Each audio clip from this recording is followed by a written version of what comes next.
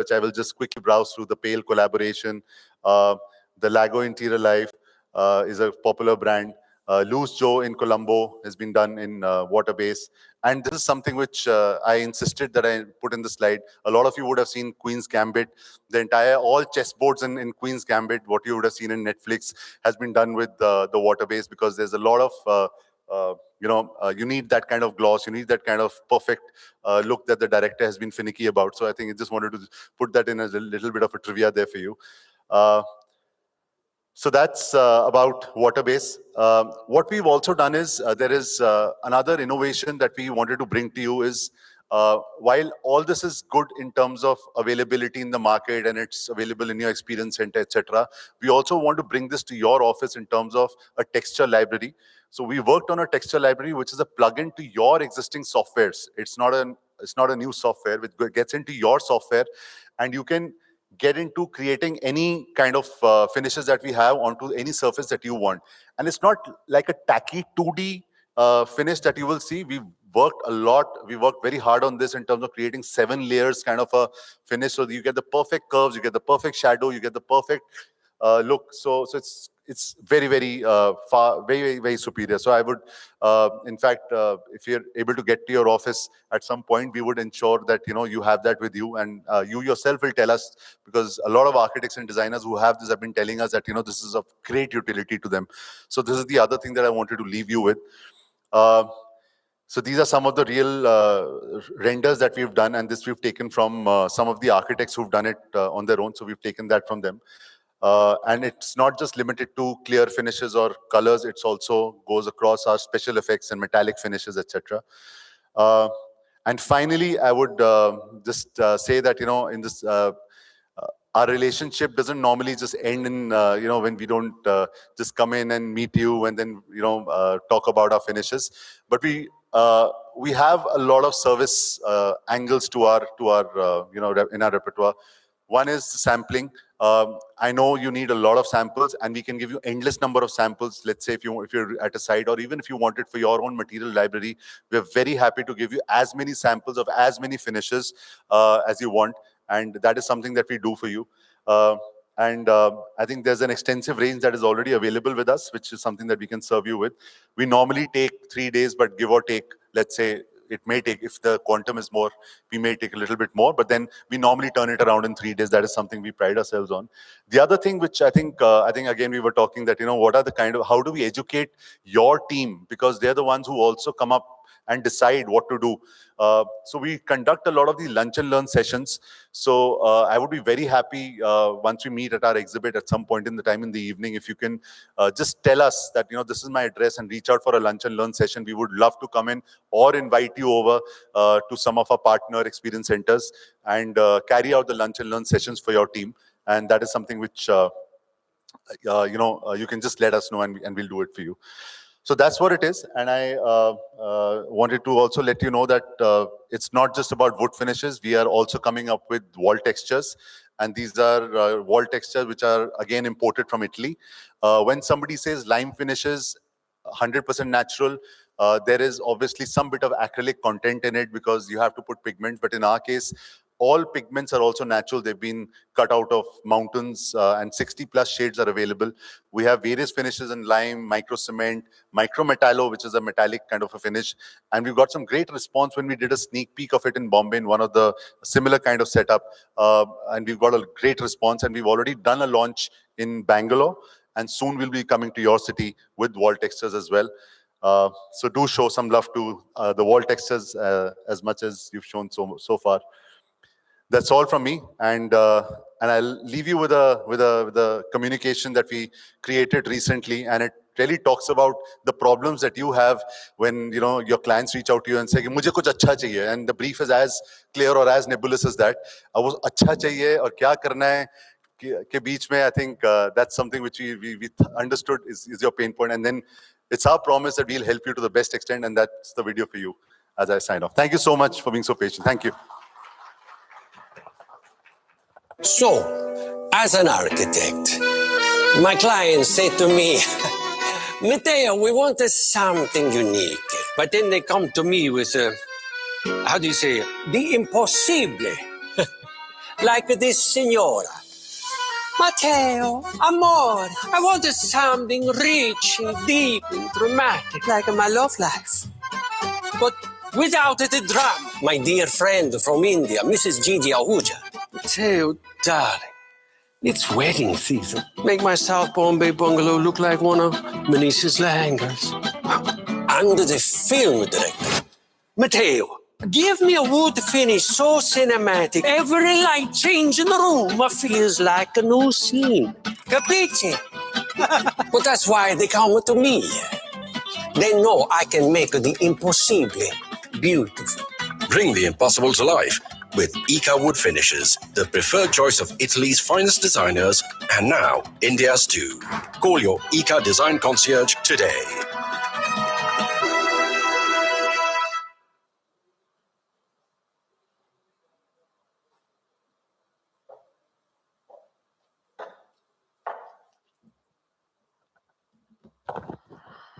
Thank you so much for a very insightful presentation. And before we move on to our next segment, I'd like to introduce yet another partnering brand that offers a wide range of high-quality laminates with European technology. May we please have the AV for Sky Decor? We began our journey in the year 2016 with a goal to reach beyond the sky limits, hence bringing to you Sky Decor. With over 50,000 square meters of infrastructure area and state-of-the-art machinery, we aim to expand and develop at every stage. Our manufacturing units are in Greater Noida and Hapur, where we manufacture FR flexi laminates, acrylic laminates, and decorative laminates. And our operational headquarters is in Noida. Products and production, researching and developing a wide range of laminate designs with the utmost quality and at affordable prices has become our key goal for customer satisfaction. Sky Decor is the first and largest manufacturer of FR flexi laminates. Our Color Core FR flexi laminates are anti-fingerprint and antibacterial. They are 90-degree bendable, waterproof, recyclable, lead-free, and fire retardant. We believe that a well-designed space can greatly influence productivity and well-being. Our 1.5 mm 6H coating, anti-scratch pure acrylic laminates are best for any kitchen, office areas, and other spaces. They come in various colors, including the trending pastels. Through European technology, our laminates are specialized in superior gloss finish. Our dedication to focus upon improving quality year by year has made interiors look elegant and durable for a lifetime. Our decorative laminates manufacturing unit in Hapur is the example of producing high quality and 100% phenolic bonding laminates. They come in a wide variety of colors, patterns, and textures, allowing for endless design possibilities that are easy to install. Our laminates are known for durability and resistance to scratches and stains, making our surfaces impression-free. We focus our laminates to be long-lasting and low-maintenance solution.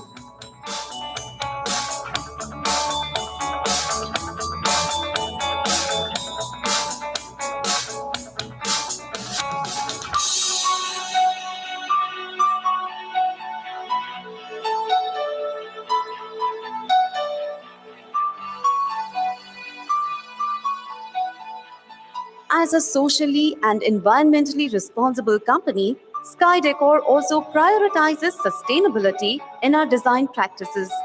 Our team follows a collaborative approach, working closely to ensure smooth project management, timely execution, and impeccable finishing. We believe by developing a large dealer network in India, Sky Decor has left its footprints around our country. Our team works with clients to understand their vision, preferences, and requirements, ensuring that each project reflects their individuality and exceeds their expectations.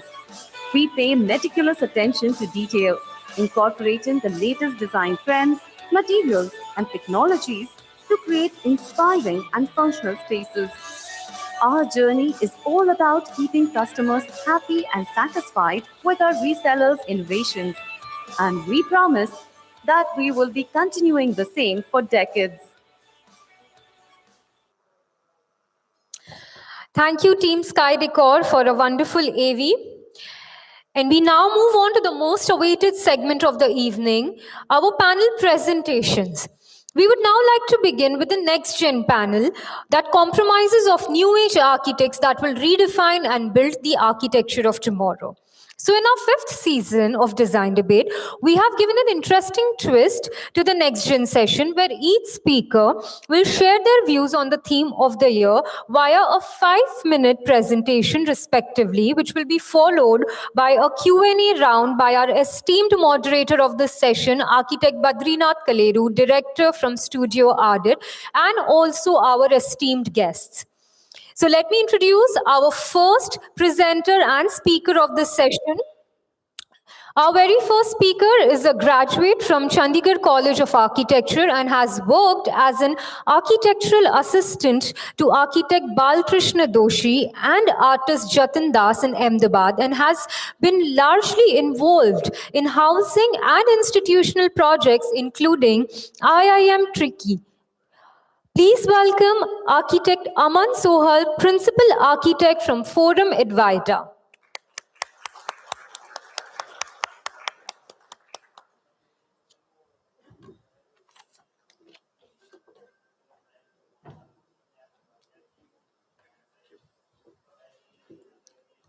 Good evening, everyone, and thank you, Shiraz, for the wonderful introduction. I am going to try my level best to restrict myself to 5 minutes. So as this topic for the presentation came belonging versus globalization, it got me thinking and it immediately helped me to recollect something which I had already, read over the past few years. And I found some uncanny relationships between different ideas here. So the way I have set my presentation is that my first segment is going to be the collection of notes from my sketchbook, which I have already flashed in front of you. I'm going to spend a couple of minutes explaining them to help all of you understand what I think about belonging versus globalization. And then the second segment, hopefully another couple of minutes, which is going to be more pictorial and where I'll be sharing my projects and explain my connect with the subject. So when I understood belonging versus globalization, I drew 3 parallels. So the first parallel that I was able to recollect was a quote by Bill Hillier, who's the author of the book Space is the Machine.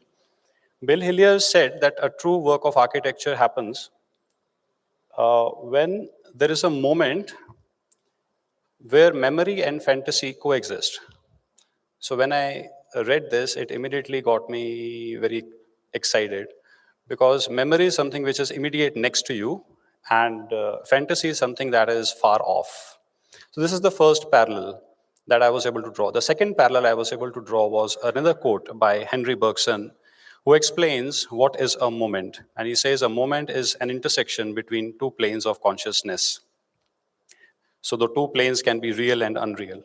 And lastly, I would like to share a Japanese tea ritual where you are supposed to hold a cup of tea in your hand, drink the tea, and then look at the ocean in front of you through a very narrowed framed opening.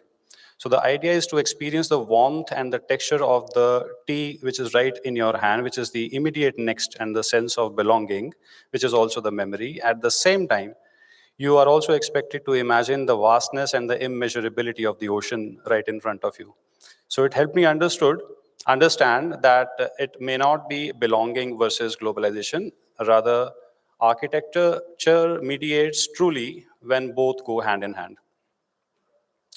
In my next set of slides, I'm going to share how we, in our practice, have tried to create those moments where your mind swings between memory and fantasy at the same time. This is a school project we did some time back. On the right-hand side is the section of the classroom where we try to create textural values inside the classroom. At the same time, a child is expected to look outside through narrow openings and imagine a world for himself or herself. And on the left-hand side is the, imagery of the facade. So trying to create a moment where the mind swings between the textures of the childhood and aspirations of becoming. This is another project. It's an interior project where we try to imagine that if Pete Mondrian was alive today, how would he design buildings? So if you would see the cubist styles of artworks by Pete Mondrian, if he would, create a space, he would probably, if he would do a three-dimensional space, he would probably do it the way the image shows on the right-hand side. On the left-hand side is an empty cabin where we wanted to create a prayer space. And we thought, let's imagine if Pete Mondrian would create a Ganesha in his style. So what would happen? So again, trying to create a moment where the mind swings at the same time between the tangible values of religion and higher dimensions of art. This project is a recently completed residence in Sector 15, Chandigarh. Here we were trying to create a Lego-like facade, an image that helps you, recollect the memories of the childhood when you would be playing with the Legos, and also trying to create a higher subtlety of a facade. So trying to create those moments where there is a context of immediate next and belongingness with the childhood memories of playing with the Legos, and also trying to create a global facade image as an aspirational, image for the client. This is another small interior project where we let the ceiling take the center stage and try to create a cloud-like form in the form of parametric architecture, which comes across as a very global in nature, but also the material that was chosen was wood, which was very contextual and you can relate to it. So again, creating a moment where the mind swings between the warmth of the wood, the belongingness, and the machine-like aesthetics of the composition, which is the, aspiration and the far off thing. This is the last slide where this is a commercial project, an office building, where the facade was imagined in such a way that we imagined what would happen if wind would, move in different directions and and create a physical manifestation. So these were aluminum louvers, which were positioned in such a way that it gives an image of wind moving in directions across. And that's the image on the right, that how the image came about. So again, trying to create a moment where the belongingness of the experience of the winds and the globalization or the aspiration of a, image of a facade happens. So that's about my time. Thank you so much for listening.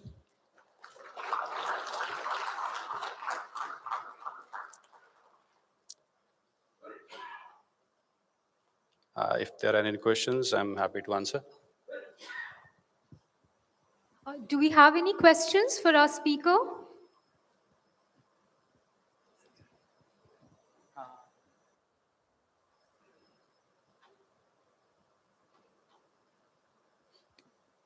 Thank you, Aman, for a wonderful presentation.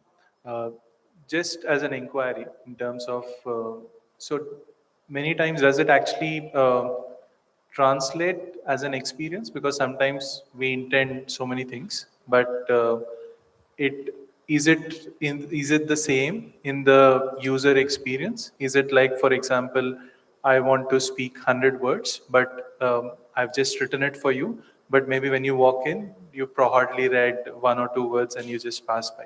So my question is about that. Is it like in the work that you've shown?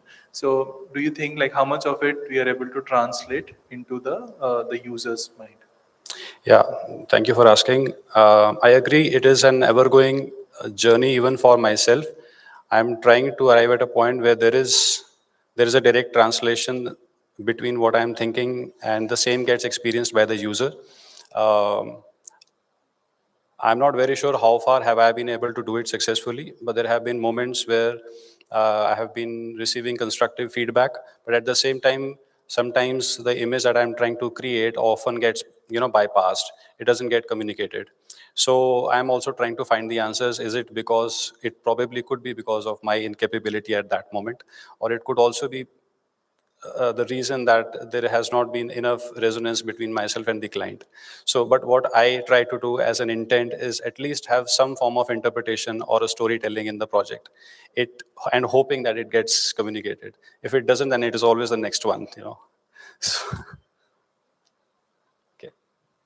Thank you. Thank you. Thank you so much. Thank you, everyone.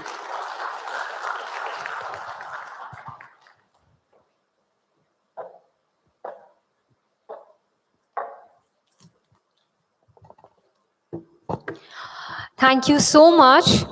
We now move on to introducing our next speaker. The next speaker believes in a balanced yet contemporary play of material and a design sense that retains a part of the old yet expands on the new. He has been an alumni of the Chandigarh College of Architecture, exposed to projects of national repute during his formative years, drove him to form an ideology towards space synthesis. Please welcome on stage architect Dhruv Sarveshwar Lal, partner principal at Dhruv Sarveshwar Lal and Associates.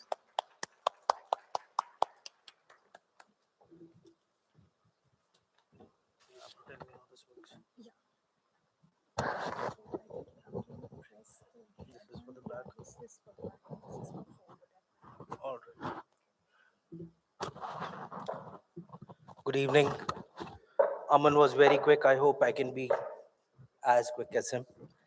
So the introduction of the office says it all. We believe globalization is technology, and we are rooted in the context and traditions of what is.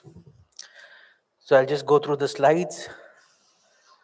Us, my partner, skipping through. Okay. Very interesting project. Got this hospital. We've been doing parts and portions of the hospital, but particularly chose this to show you. On the left was a screen which was built upon or in further of. It was a wonderful natural north light, which is no more.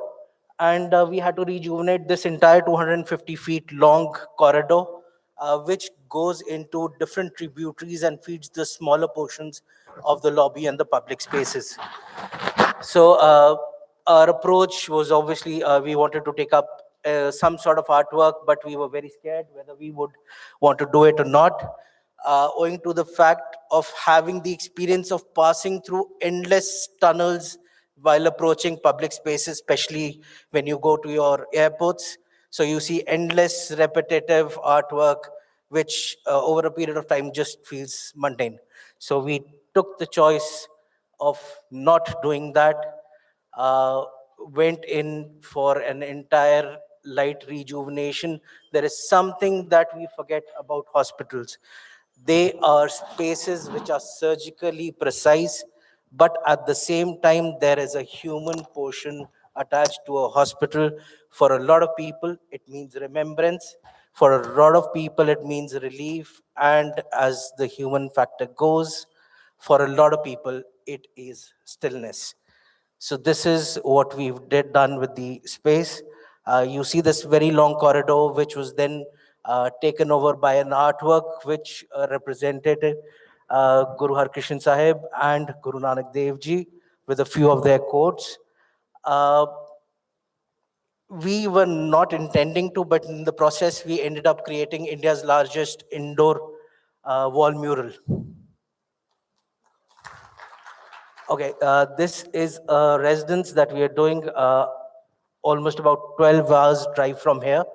The left top that you see, that is the site plan. There is a 270-degree view around the site. You will see some mountain ranges that we marked out, the latitude and the longitude written below that.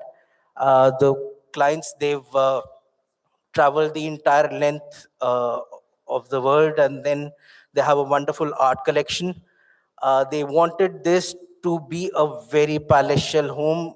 They wanted an art gallery inside the home where they could display anything and everything that they had. They called us over. They asked us what would we like to do. We were there at the site. The bottom photograph is what the site was when we reached there. It was an unhindered 270-degree view of the Himalayan Valley. Right hand side is the Rampur Valley. Left hand side is the Kulu Valley. And in front is the Great Himalayan National Park. We identified a small rock jutting out of the cliff. And there is that we decided that we would like this rock to become a part of the residence. And taking the context further, it felt to us as if there would have, or there should have been a bird's nest there. So instead of taking a single mass, putting it on site and clogging it with then technology, we opted to be inspired by the wingspan of a bird, building the building into different wings, wherein every portion place would have natural light filtering into the innermost extent of the building. So this is the plan. You see the different elevations. This is the rock right inside in set, which when you enter becomes the mainstay, an 80-foot long length of a corridor, which acts as the main gallery of the house and the backdrop of all the artwork that they have curated over this period of time. And the lower level, we could not push into the rock, it would have damaged it. We built the lower level like a experiential space for the guests with their individual bedrooms placed on the left hand side. The right hand side was an entire entertainment area. The upper level basically is built over the rock, and it encompasses the entire rock within itself. If you look at it from the outside, please have a look at the bottom most left image. That is like the bird that we envisioned in flight. So the context, the site is not without the building, and the building is not without the site. This is what we were trying. This is still in process. We are building it right now. You can see the views. You can see the second image from the right.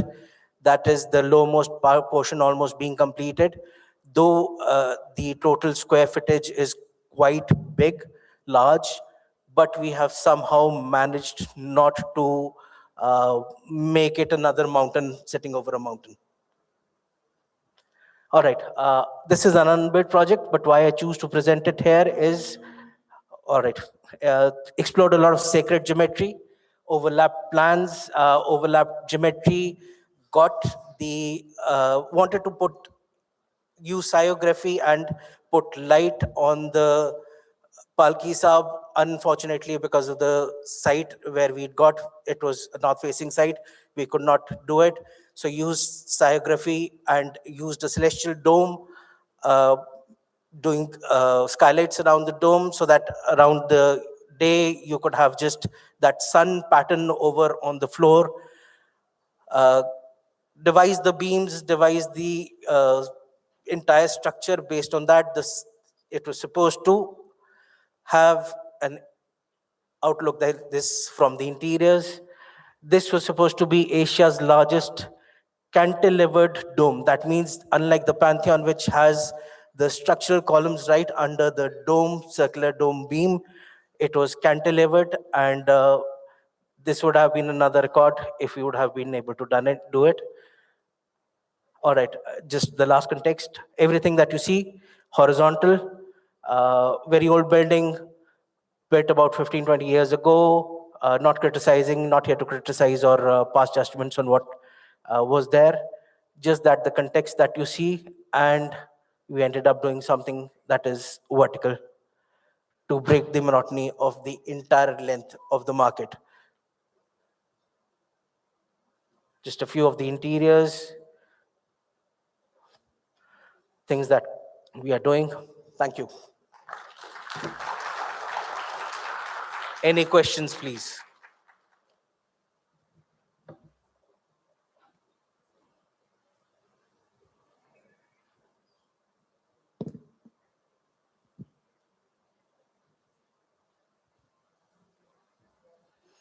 I think they're going to move to you every time. You're the only one who's going to ask a question. I'm given a job to do for them. I know. It's not that I would want to ask you. So it's a nice presentation, and Thank I you. can see that like a lot of geometry that you're fascinated with in terms of it. So the question is only about, like, let's say if you take 5 decisions in a day, so how much of it would you start from globalization, or would you fall back onto the sense of belonging? I think if it would take decisions in a day, they'd probably cross about 50 because we do a lot of to and fro between context and globalization. It cannot be a single time conversation. You have to go back, ask a question, root it in context first, then find a solution in the technology that you're going to use. Uh, Case in point, the residence that we did, we started off with thinking of doing it in dhaji walls because it was supposed to be vernacular, but the kind of space, the kind of extent, the kind of mass that it was becoming, it was just unmanageable, and the cost would have run crazy.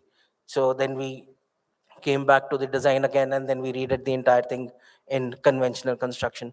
So I don't think it can ever be one out of the two.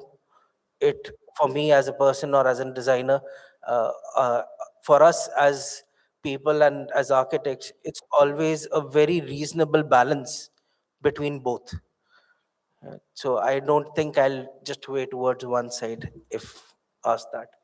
So following through, one short question is like, when we say geometry, it is orderly and you have strong influence geometry. So is it like where do you give into yourself, where does the geometry come from and where do you give into the site context? I think we start off from the site context.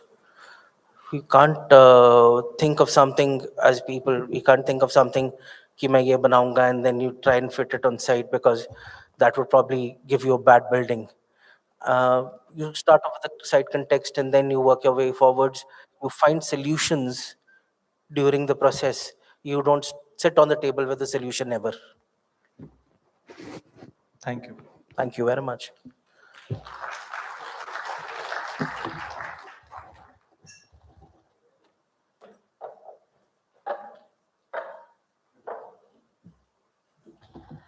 Thank you so much for sharing your thoughts on the theme. We now move on to our next speaker. So next in line is a speaker who is a second generation architect at his firm, a distinguished design practice established over 35 years ago. With over 12 years of professional experience, his work reflects a deep sensitivity to climate, culture, and place. Please welcome architect Jasmine Singh, lead designer from AP Associates INC.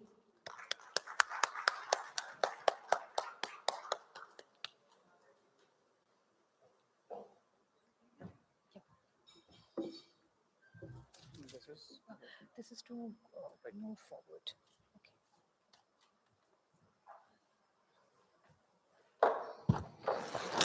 Good evening, ladies and gentlemen. Thank you for having me here, and all thanks to ITP Media for creating an event like this. So, coming straight to the point, where do we belong and are we global enough? Let's see. Is it the right picture that we are here for? No. I have some questions in the presentation that I have. I'll just take 4 minutes of yours, but I'll take 2 answers that you need to glorify with.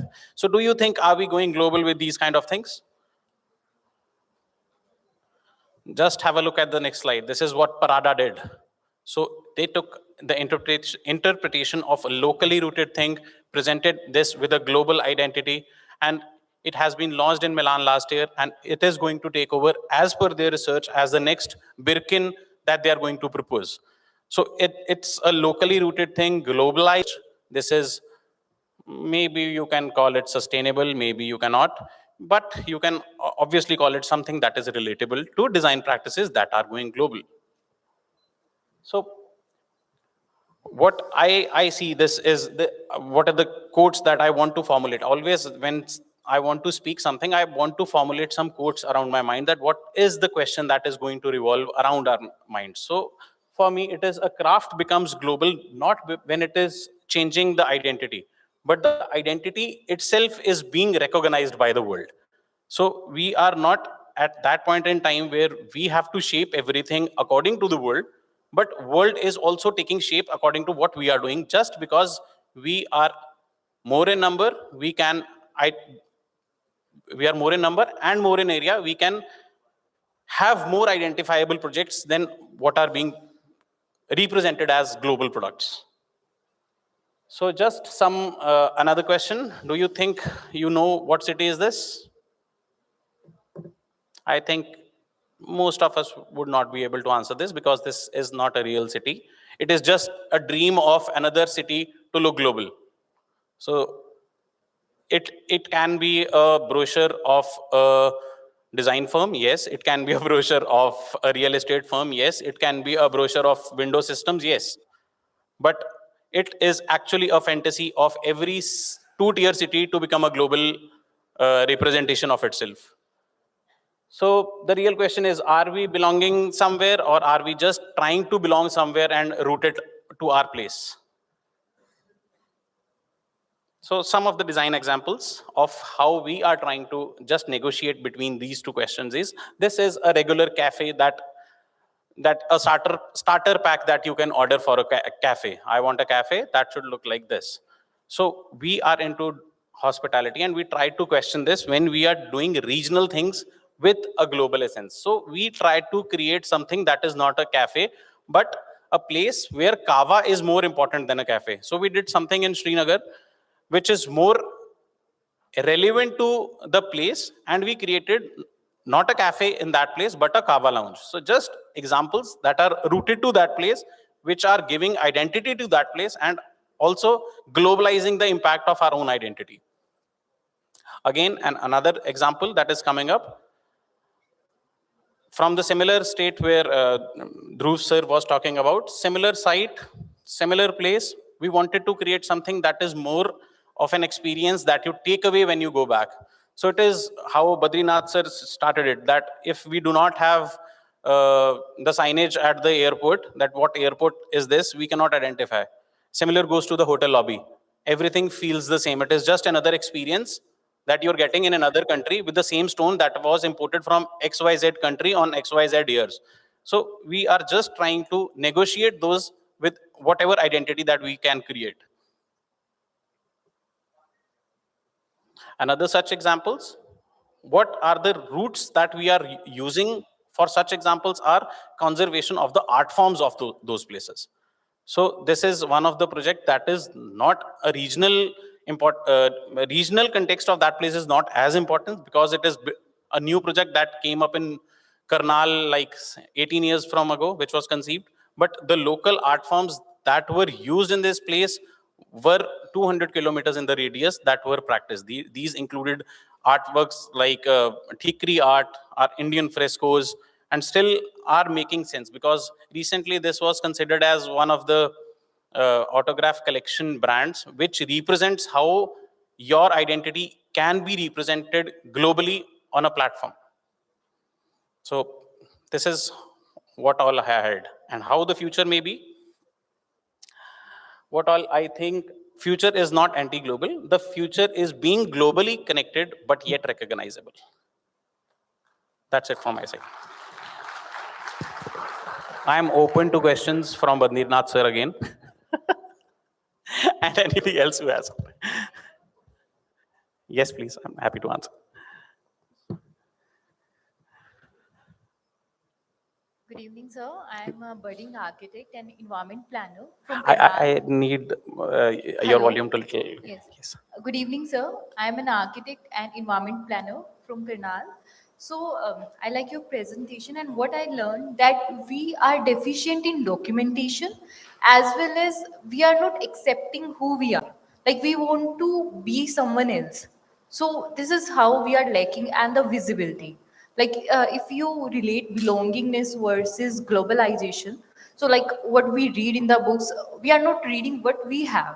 We are more into what Europe is doing, what Italy is doing, what France is doing. So it's upon like being a human. So first of all, we as an architect, we should like ask our clients to be like who we are, to design buildings with less glass and with the context of the space. So this is, I think, on us. If we all as a community start doing what we have, so this is how we can belong and show us global.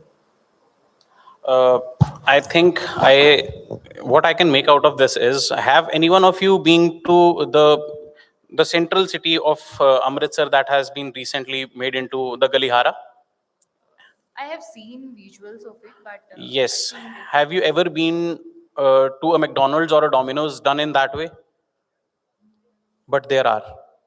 So it is, if the things fall in place, even the examples of Pink City Jaipur, you see such a homogenized character that you see global brands present in that very scenario and respecting the localized things. So yes, it is important to educate as well as make aware, to not just aware, we have to enlighten and educate our clients with respect to whatever that we have is not just a piece of thing that we can just throw away in the recycle bin, or maybe someone else would think about it. Same goes to a language. 90% of the people here will call Lord Ram as Rama. What is that? Every one of us knows yog is the word, and we will say yoga. So that is what impact the globalization is giving to us. So we are going to forget our own roots.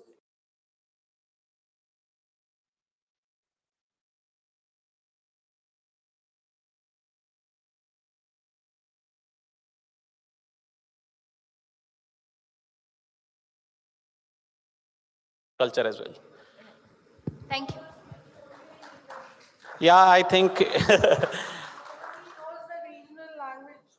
that is important thing. But are we teaching our kids the regional languages? So that it. I think I can take this debate to another level in 5 minutes, but let's not do that.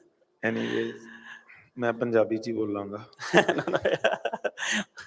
because I can. You had shown,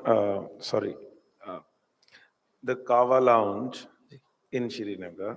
ਤੁਸੀਂ ਦਿਖਾਈ ਹੈ ਤੇ it was, it's Punjabi in English anyways. It had the character, style, and globalization was also there because architecture ਦੇ ਵਿੱਚ globalization doesn't really, it is on design. The materials, ਜਿਹੜੇ ਤੁਸੀਂ ਕੱਪੜੇ ਜਾਂ ਜਿਹੜੇ ਤੁਸੀਂ wood ਲਈ ਹੈ, everything may not be localized, right? Right. You must have picked up the fabric from, let's say, somewhere from some other place. So now, ਜਿਹੜਾ ਅੱਜ ਦਾ question ਹੈਗਾ ਕਿ ਅਸੀਂ belonging ਕਰਨੀ ਹੈ ਜਾਂ globalization ਕਰਨੀ ਹੈ, till what point we can bind our client is real important, I feel. What do you say about it? When you were designing it, you never knew about this subject, but did you manage to make the client understand that we really need something like this, or the client wanted something like this? See, it's always fascination versus the context. So the context was always having a cafe. So to make them understand the importance of that place was very important, because whenever we are doing hospitality, we are giving experiences, we are selling experiences. So we always say that we do not have to give every experience that is available everywhere. So it was difficult initially to convince them, but after the result, it was, I think now every few query that we get needs something that is regional and very important to the place as well, so that they have the identity for the national belonging. Thank you. I'm waiting for your questions, if you have any, because you are the benchmark today. No, we have already many questions. I appreciate for your presentation. Thank you for your time and taking up. Thank you.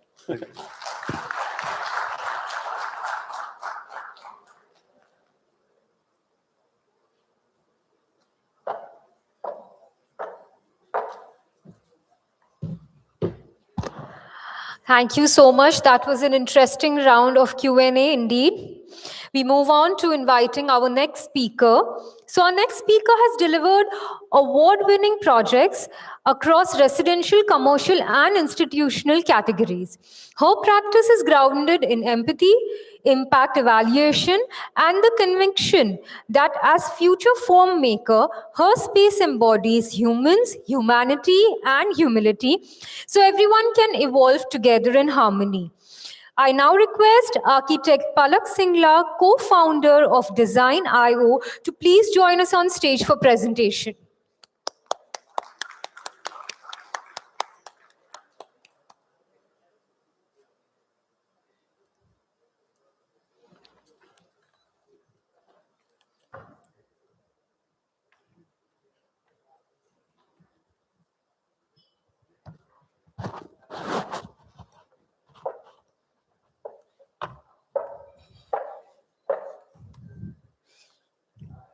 Thank you for that introduction. It's wonderful to be here.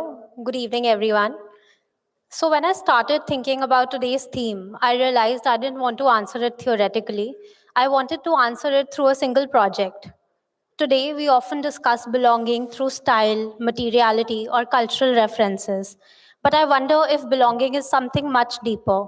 So I'd like to begin with a simple question.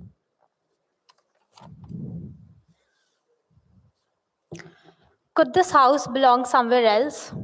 Not whether it looks local, but whether it truly belongs to the place that it occupies. Because perhaps that is what belonging really means. Not recreating familiar forms or regional motifs, but responding so deeply to a place that architecture could not have been conceived anywhere else. This is House of Mango Shadows, a 3,800 square foot holiday home nestled within a dense mango orchard near Chandigarh. The interesting thing is that this project wasn't designed first. The interesting thing is that this project wasn't designed first and then placed on the site. In many ways, the site designed the project. The orchard already existed with one natural clearing in the center. Rather than imposing a footprint, we simply occupied that void. The larger living spaces occupied that clearing. The living, the dining, the recreational room, spaces meant for gathering. The smaller functions branched out in between these trees, negotiating their existence around each trunk. Not a single tree was removed. Every trunk became both a constraint and an opportunity. The trees determined where walls could go, where courtyards formed, and even how movement happened through the house. And that led me to an important realization. Belonging isn't a style, it's a relationship.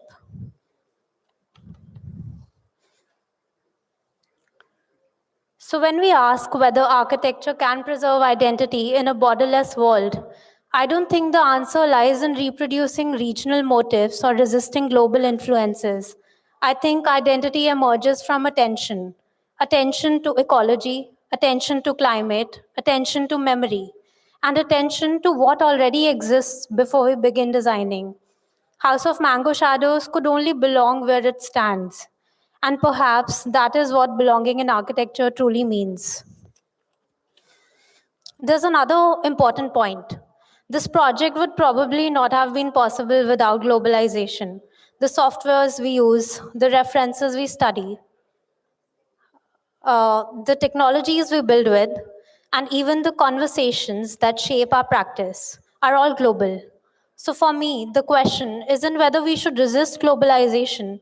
The question is whether we can use global knowledge to create architecture that becomes more specific rather than more generic. For me, belonging comes from rootedness, not imitation. It comes from listening before drawing, from letting context shape architecture instead of letting architecture to dominate context. House of Mango Shadows demonstrates that environmental intelligence and spatial restraint can create architecture with a deeply rooted identity. In an increasingly borderless world, perhaps the most meaningful architecture isn't the one that looks local, but one that simply could not exist anywhere else. Thank you.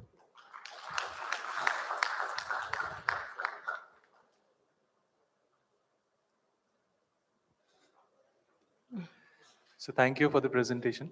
So the only thing I would want to ask, because it's a private home built for somebody who would, so does belongingness predominantly is like, let's say, driven by sight, as also has to do with the memory of the people who are going to live here, and what would belongingness to mean to them as a sense of belonging.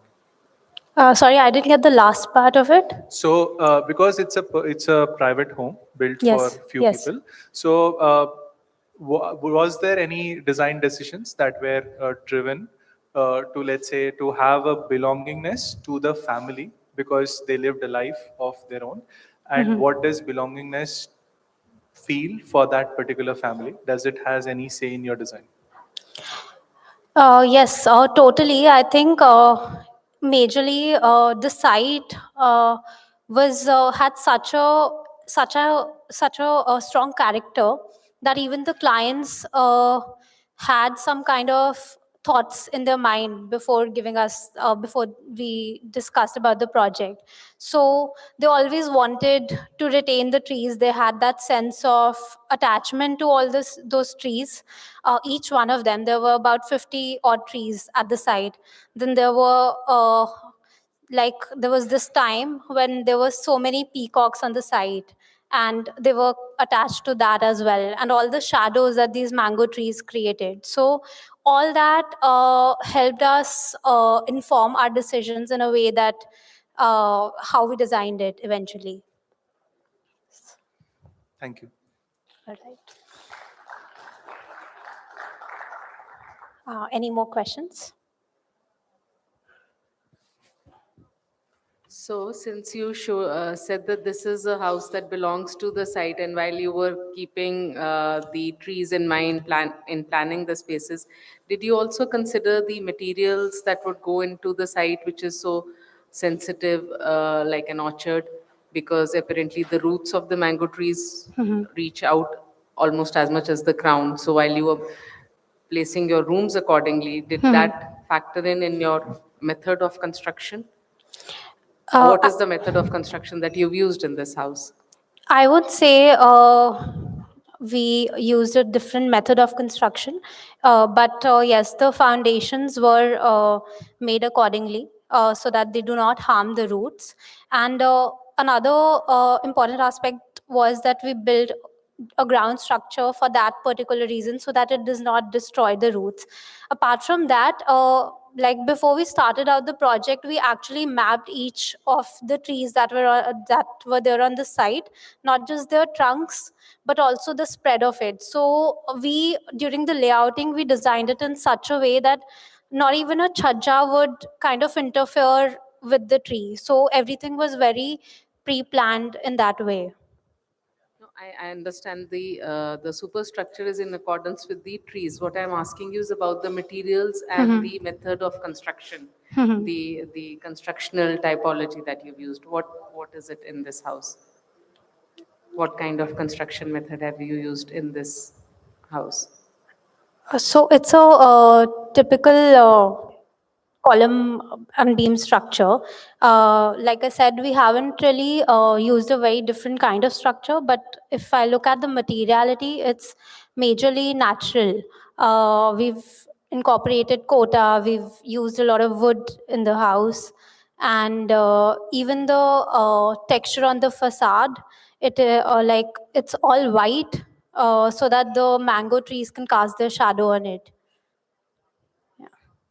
Well, thank you. I think you didn't get the question. I was asking the materials used for construction, but it's okay because that also affects site as ecologically sensitive as an orchard, Yes. other than the form.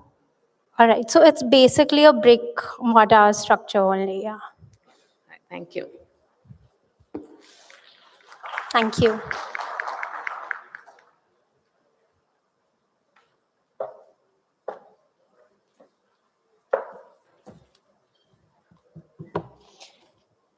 Thank you so much. That was indeed a very unique presentation.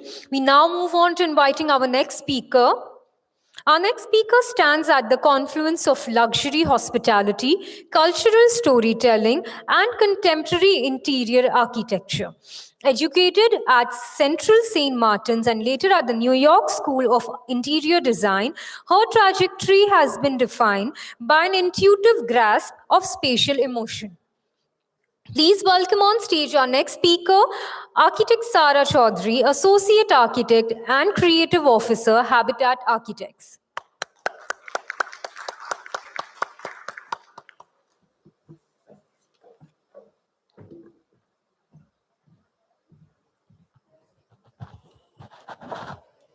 Thank you for the introduction, Shahraz. So, when we speak about globalization versus belonging, we often treat them as opposites, as if global design removes identity and belonging must always look traditional.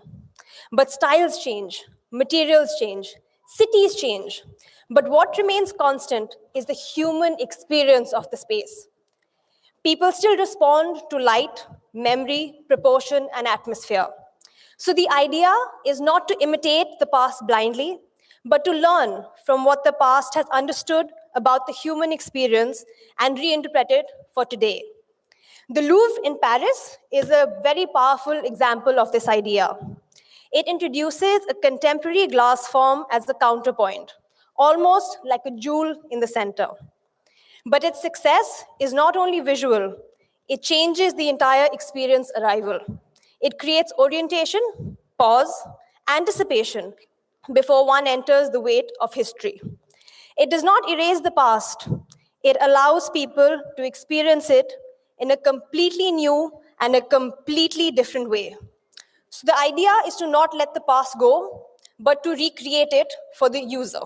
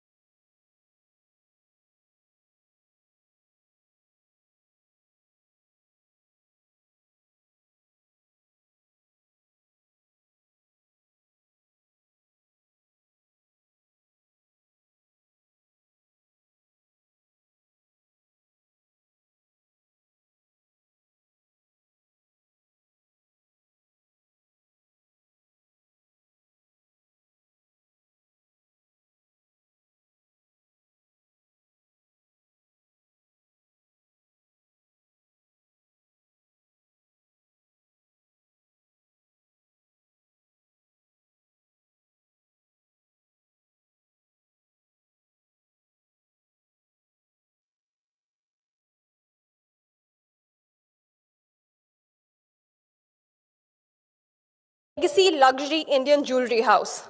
But jewelry in India, as we all know, is also tied to inheritance, memory, and tradition. But rather than creating traditional forms quite literally, we reinterpreted them through a contemporary lens. The traditional arch became a rectilinear jam, and the coffered ceiling was reimagined in a modern expression. The result was a space that places the brand on par with global luxury houses while remaining connected to its heritage.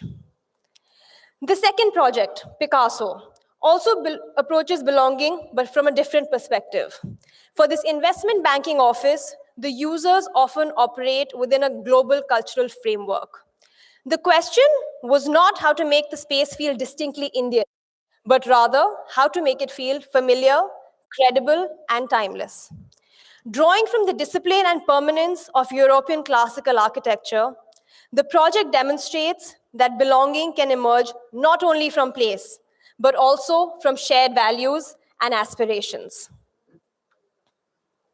For the next project, it explores belonging in a completely unique way. For this client, belonging meant escaping the intensity and rush of the city. The design draws inspiration from elements like water, fire, earth, and forests, translating them into a completely immersive, nature-driven spatial experience. Here, belonging is created through something that transcends geography altogether, the human relationship with nature, how someone wants to relate and feel at home while sitting almost in a garden-like outdoor area.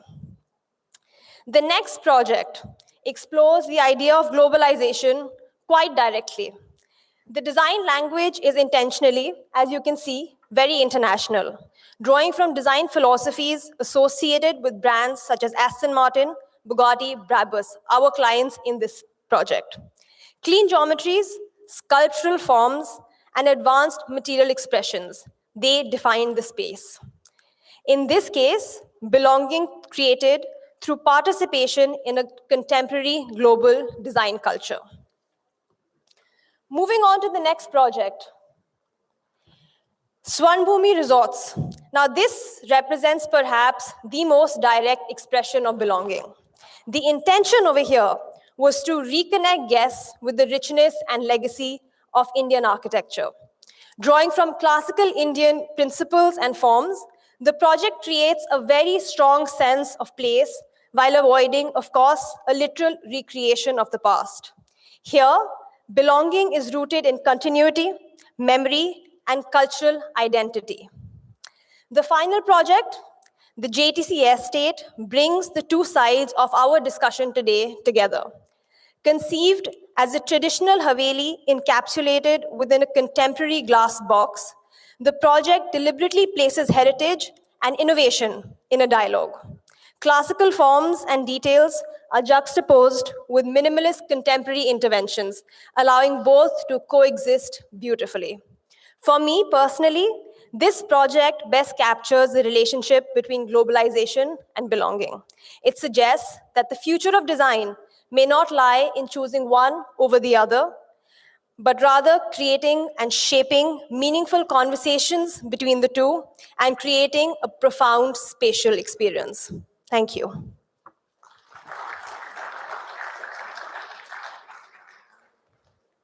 Any questions?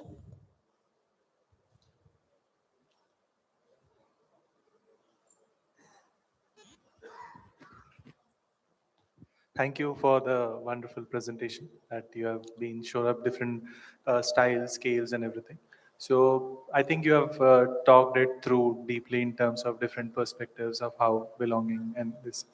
So is it also like, do you think like context, sometimes like the context would take over the architect's intent to build, or it is something that we could balance it with belonging and globalization? No, sir. I think context is the start of any project. The idea, even if you're looking at something which is very contemporary and modern, like the branded residences, we still have to look at the context that we're designing it. The end user, how they will use it, what emotion we want to evoke in them. That is the baseline when we design something. The end user needs to have a reaction and emotion in that. And once we identify what emotion we want to evoke, that itself helps us build the context and work around that. Thank you. Thank you.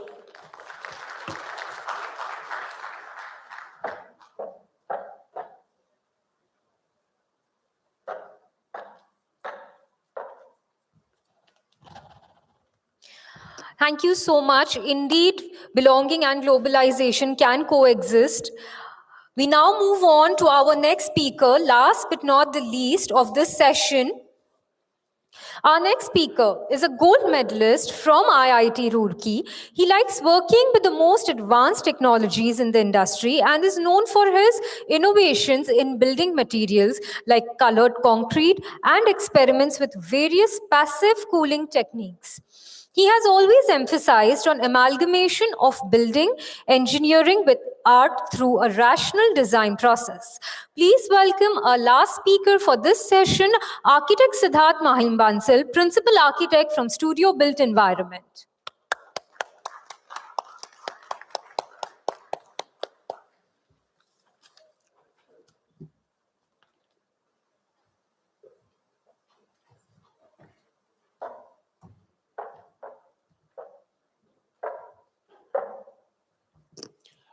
Good evening, everyone. So here we have curated some glimpses of some of our projects, and we'll assess them with respect to today's topic. So for us, we can say that belonging may have some parameters. It could be context, climate, topography, identity. And globalization obviously brings us with a lot of standardization, industrial materials, technology, innovation, standardization, etc. So there's one word that at SB we use a lot, and it is part of our design process meetings. So that is rationality of design, where we mathematically try to understand that let's assume that there is, for any design problem, there is one perfect solution. And in that journey, we try to take best of all the worlds. And obviously, we attempt and we fail, and then we re-attempt. So that is a journey. So we started off as an experimental, we take pride in calling ourselves as experimental architecture studio. So in 2016, we started experiments with exposed brick and concrete, where it was a small work awarded to us, a small meditation hall, where we took Chandigarh's basic language of brutalism and tested it on new age materials, better industrialized, fine-tuned bricks. And to remove the dullness and monotony of the entire facades of Chandigarh, we tried with something called as pigmented concrete. So this was, we started in 2015. We took this experiment forward, and 2019, we did this residence where we took all those learnings and tried to attempt a residence in the similar vocabulary. Yes, for that reason, like the client was very much, she's curator of Chandigarh Museum, so she breathes of that, and for her, that is a sense of belonging. So this also gives us a fusion of understanding where we see general, all modern day comforts blended well with that vocabulary. The facade of the same house, where it's a southwest facade, majorly blocked and sun penetrating only where it's intended to. So in all these 10 years of journey, what we have understood is that all the projects where we've done exposed concrete or anything that had to do something more intricate, more labor intensive, more site related activities, there were a lot of stories that were created along the journey and that got embedded with the designs. So in today's topic, that dimension of creation and stories that are created with design and journey are also very relevant. Another glimpse of 2020, where we did a small interiors of an institution where we tried to bring that aesthetic, but again attempted that with pigmented ferrocement partitions rather than traditional gypsum partitions that are usually done in as an interior material. And again blended that with metal and glass partitions for all the practical purposes, etc. There's one small residence that we did in 21 where we tried to blend. It's a typical, the brief was very typical and typical modern house, but to the facade, we tried to push the client and go for more perpetual facade with Indian stone, actual cotton steel. The curve that we see is pigmented concrete, again, with embedding in itself all the construction marks that were there. Otherwise, it's a typical modern house. So this is another interesting project, Neocrete, that we completed in 25. Again, a climate responsive house where we took a step ahead, took those experiments to another level where we tried to do this 16 feet curved, pigmented, exposed concrete slab. Again, everything designed as far as sun bath analysis is concerned. So to bring, when we say this, we also, I think, identity creation is also a very important aspect of belonging. And that too, contextual is what I think most of us are challenged every day. So this is the courtyard from where all the natural light is diffused in all the central spaces. So moving to the last project. So this is an ongoing project. This is where we actually tested globalization had a great impact, where this is a resort and making in hills. So we developed a special type of expertise of working in hills where rather than usually following a typical process of cut and fill and making terraces on a steep slope.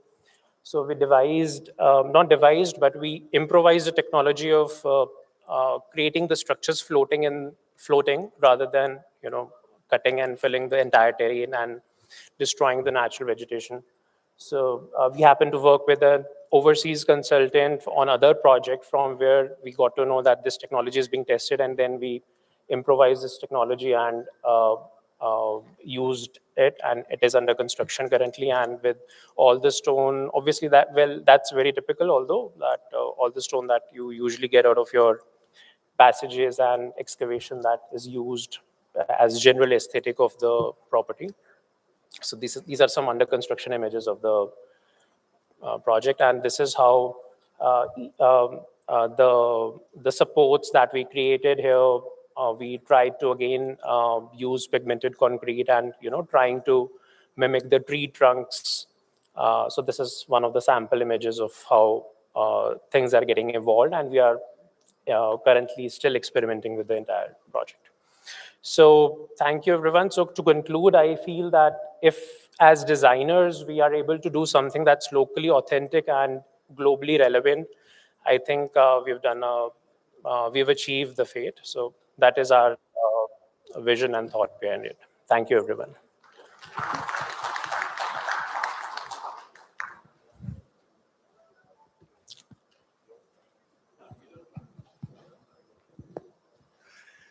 Hi, Siddharth.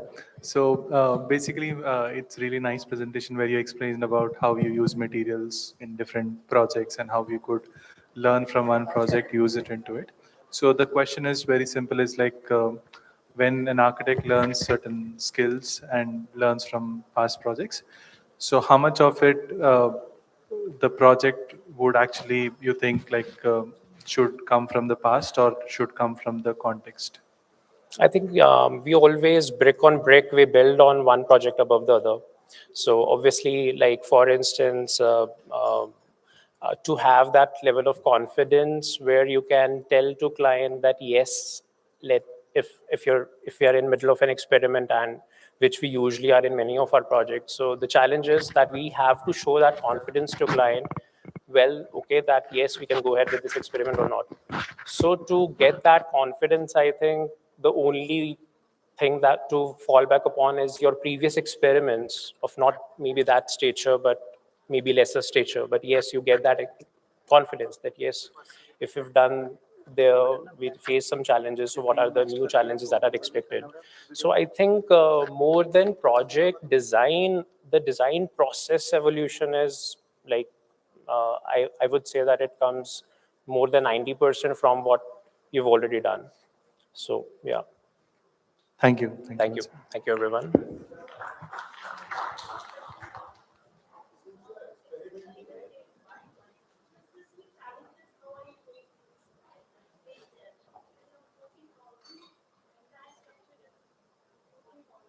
Yeah.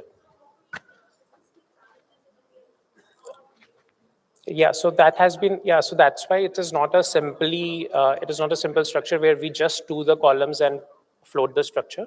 So there is a different technology of soil anchoring and a lot deeper technology that has gone into it to where the, not piles, because on the steep slope, we practically, the entire challenge is that we cannot have the piling machine go up. Otherwise, it will already destroy the terrain. So we have to carve out an anchoring mechanism, and so there is a lot of technology that has gone behind it. Like we are in many of our new projects, we are also using that technology as well. This is in Kumarhatti. Yeah, 1.5 hours from here.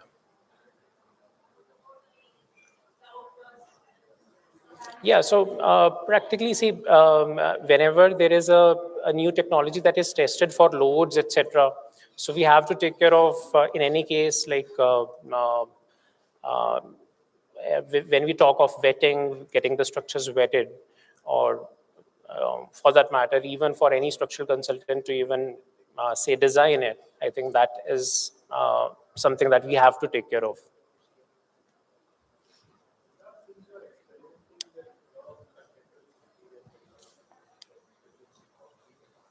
Do you think that going back to traditional materials like rammed earth or using limestone will be feasible in these kind of projects and how feasible it is? Yes, definitely. So we definitely, yes, I'll not say that it is not feasible. It is just that at times when we face a challenge of when we are talking of technological innovation, it becomes mandatory for us to go with the norms and the standards.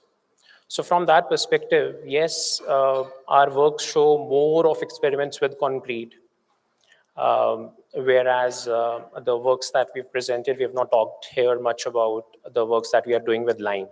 But yes, for lime and other materials, the more sustainability oriented materials, they have a very different domain to work, I assume. Like it's more passion-led projects where we, not just the design, we also talk about the stakes have to be very high in terms of the time that goes into the creation of that, and that passion from the client that has to come to fuse that. So there is a segment of projects like that we are doing, but when it comes to technological innovations, we have to go by what where I can at least have, you know, a structural consultant vetted or go in the mainstream. The cost factor and the time constraints, these are the two major like constraining factors for considering traditional materials, you mean to say? No, I would not say that. Like, not just the cost, it is also about the overall design intent of the entire project.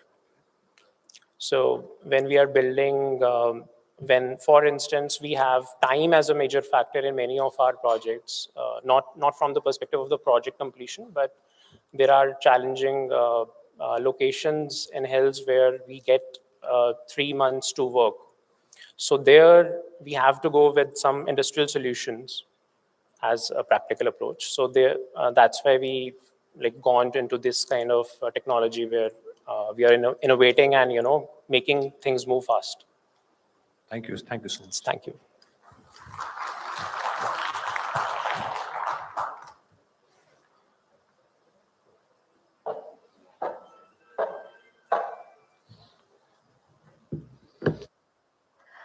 Thank you so much for sharing an insightful presentation. I now request our moderator and the curator of this edition, architect Badrinath Kaleru, director from Studio Ardete, to please come on stage. I also request all our presenters, our speakers, to please join in on stage for felicitation. All our speakers of the next gen session, please come back on stage.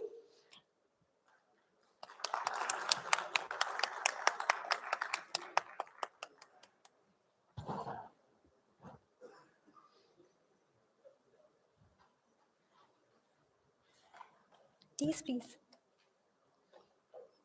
I also request Mr. Vikas Jhadu from Sky Decor and along with him Mr. Satish Sharma, Featherlite Furniture,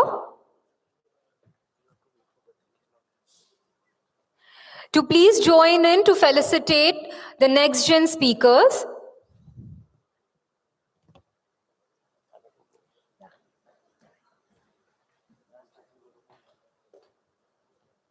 Can we have a huge round of applause for our talented presenters of the next gen session?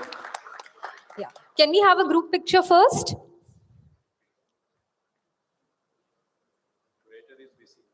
Yes. We're waiting for him.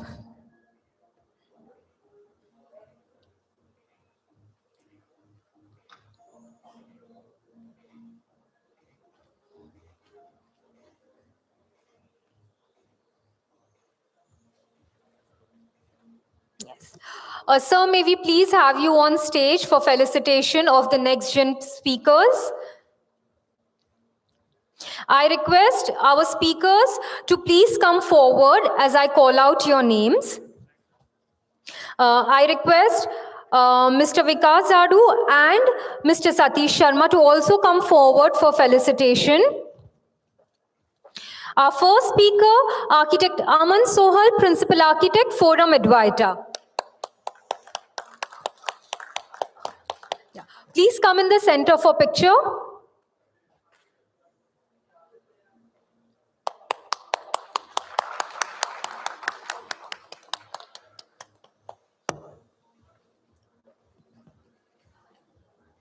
Thank you. Next, we have architect Dhruv Sarveshwar Lal, partner principal from Dhruv Sarveshwar Lal and Associates.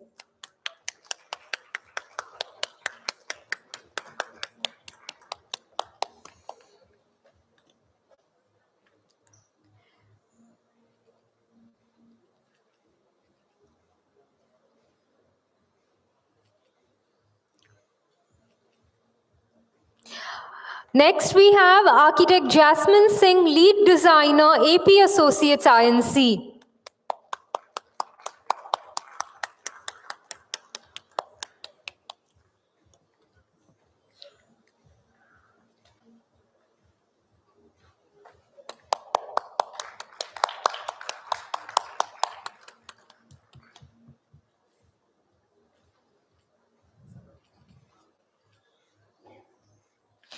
Next, architect Palak Singla, co-founder Design IO.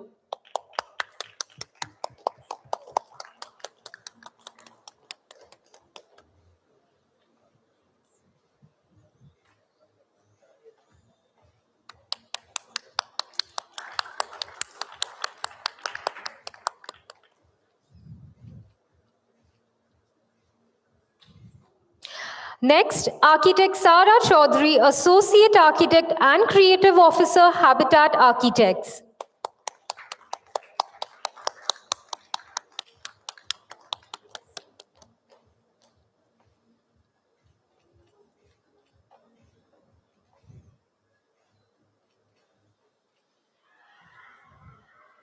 And last but not the least, architect Siddharth Mahim Bansal, principal architect, Studio Built Environment.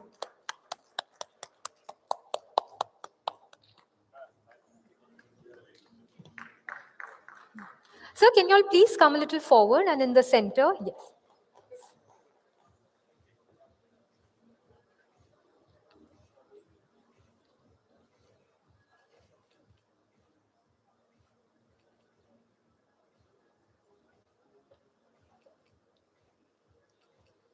Thank you so much. Can we have one last group picture? Yeah. Everyone, please come forward for a group picture.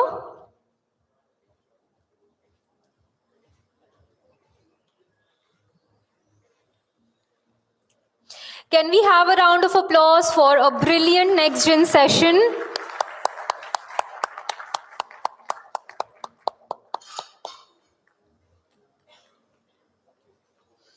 Thank you so much, everyone. Thank you so much for contributing to a very successful next-gen session and presentations. And before we move on to the Doyens panel discussion, we'd like to introduce yet another esteemed partners of this edition that are leading furniture manufacturing organization in India today, providing contemporary office furniture solutions for all segments of markets. May we please have the AV?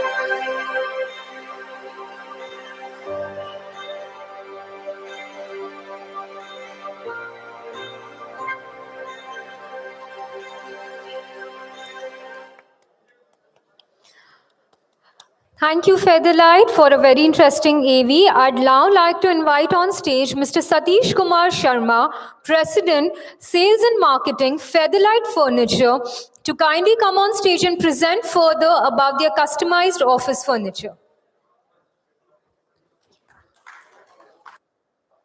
Thank you. Thank you so much.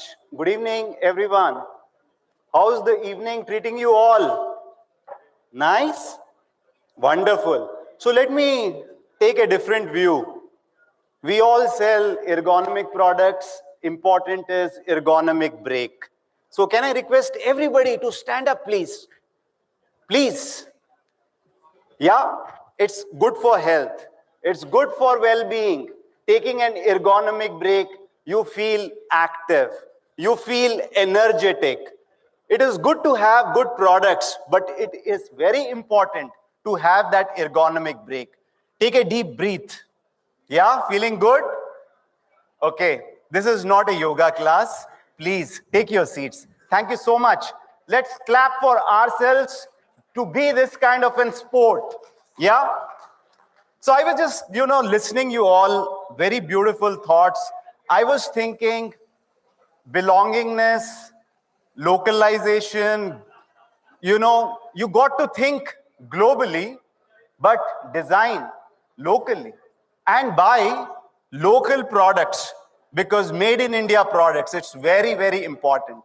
So I think what we will do is to take the conversations ahead. We will talk more on acoustics. Today, the offices are becoming very open. Today you have open ceiling. You use material which absorbs sound, right? In an open area, if you do not use material which absorbs sound, it can become a disturbance for the people who are doing a focused working. So that is very important in today's office, and a lot of designers always think about the property of the material what is being used. So before we go on that, let me just run through a small video for you all.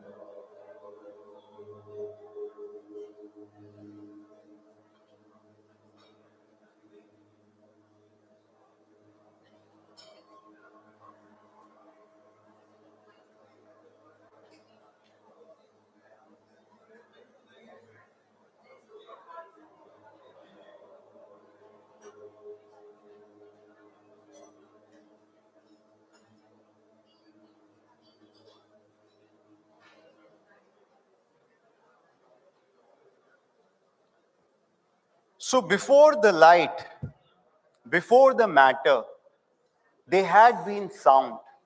5,000 years back, there has been a sound. And in 1960s, there is a Swiss physician who came up with a concept with a specific frequency. With a specific frequency, the material such as water, powder, creates a shape, takes a geometric shape. And as the frequency goes high, the design becomes much more intricate. And that is what we are going to see here, that with the sound frequency, the physical material, the sand, water, metal, has some kind of a relationship. And with the lower frequency, the design patterns are simple.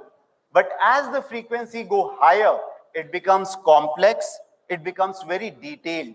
And this phenomena is called as cymatics. So it's a combination of the sound and the vibration. And here is it, like for 125 hertz frequency, if you look at these patterns, much similar, but as the frequency increases, the patterns becomes more intricate. Now the office is not much kind of different, because in the office, when people make noise, right, it becomes a very disturbing element for the employee to focus and be highly productive. And once the concentration goes away, it takes sometimes 30 minutes, 40 minutes for, as per the research, to go back and work. That is the reason designers, architects, when you are curating an office, you always think about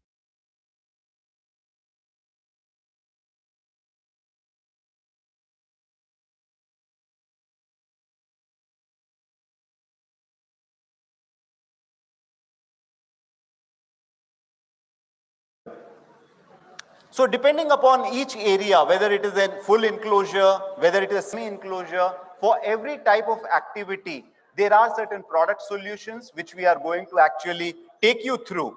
How many of you have these kind of pods at office? Please raise the hands. No? Okay. So, and how many of you have visited Featherlite showroom, which is in sector 82, opened only 3 months back? Please raise the hands. Good. Nice. And the people who haven't raised the hands, the video which we showed, please look forward, visit to our showroom. You will see what kind of trend today is catching up. What you see here are the insulated pod, and these pods, I remember we putting it in our factory where the machines are working around. And what happens to the sound is, inside, the decibels get tuned to 25 to 30 decibels when you are inside. Now that's the power of these insulated pods. These insulated pods are available at our showroom in sector 82. Please have a look. Today, the generation wants to be a part of an open, collaborative office, but for confidential discussion, these kind of products really help. The advantage of these products, they are not attached like a carpentry job at one particular place. Tomorrow you want to dismantle, you can. It's modular in nature. Move to a different floor, possible. And they are easy to manage. So these are the insulated pods. You should experience it. And certain materials like something like this, where people like to interact, and these are like a logo where you can keep adding the shelves, add biophilic. This is also one of the trendy material which is actually catching up. And here you see that it is a workstation, but in the place of screen, in the place of modesty, we have used a PET material. The whole idea is, you use this material, it will help in absorbing sound. You can use metal, you can use pre-laminated board, but then again, it doesn't help from the sound perspective. So in workstations, you can use this, which can actually help to improve the absorption of sound. What is this? Any idea? Yeah? Height workstation height adjustable, and people who haven't experienced this, the stall is there of Featherlite. Please have a look. It is a motorized height adjustable table which moves from 720 mm to 1200. Sedentary lifestyle is catching up, whether it is banking, whether it is IT, and always you look forward for the products which help you to stand and work so that the blood circulation is better and you are moving away from the sedentary lifestyle. So this is one of the product. And if you look at the screen, this is a single screen which is mounted, which again absorbs sound. So wherever there is a possibility for the workstations, for the products, please use material which absorb sound. Look at these acoustic panels. They are having those casters below. You can create certain zones within the office. We all know that office space, real estate space is costly, and you can have those discussions, and later these screens can be stacked at the wall. So that's the advantage of these particular screens, and their noise reduction coefficient is more than 0.8. So that's the advantage from the sound aspect, from the acoustic point of view. This material, if you look at it, again, we have used PET material. These products are made at our factory in Bangalore. And look at this product, this has casters. So depending upon the activity, what you want to do, you can move this rack at different areas and have those zones to have discussions with your team and improve your real estate efficiency. More products like this, where biophilic solutions also can get added along with the storage, and it has movability. Down, if you look at it, there are casters again attached. So these are certain new ways, new products which are coming up, which are supporting in a big way. Plug and play. The new generation would like to have conversations in the open area, and the screens which are surrounded again help in terms of absorbing sound. So these products are all available at our showroom at 82 sector. Whenever schedule permits, please do come down and have a look how these products have been made, how comfortable they are, and how they can be helpful in your office environment. Storages, lockers, at times, this takes the space at the corner of your office, if you look at a couple of years back. But today, the lockers can be designed in such a way that people can actually interact.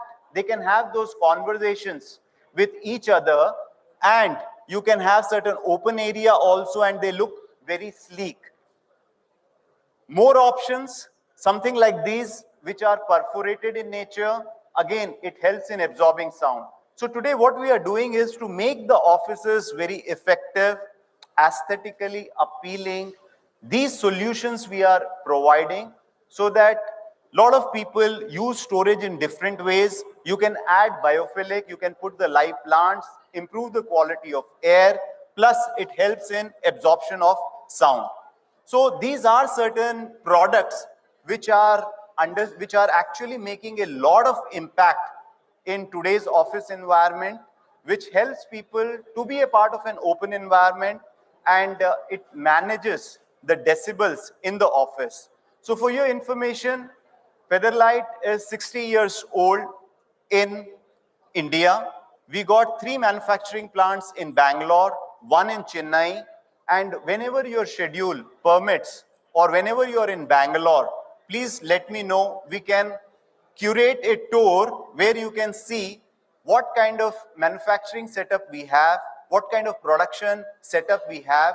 We can have the factory tour in terms of how an Indian company is aligning sustainability, where we draw electricity power through the solar panel, where we have a carbon net zero goal of 2040. So we would be very happy to host you in Bangalore or in Chennai whenever your schedule permits. Our stall is there. Please do drop in and drop your visiting card, because there is a small lucky draw here at the end of this session, and the winner is going to win an ergonomic chair. Thank you so much. Have a great evening ahead.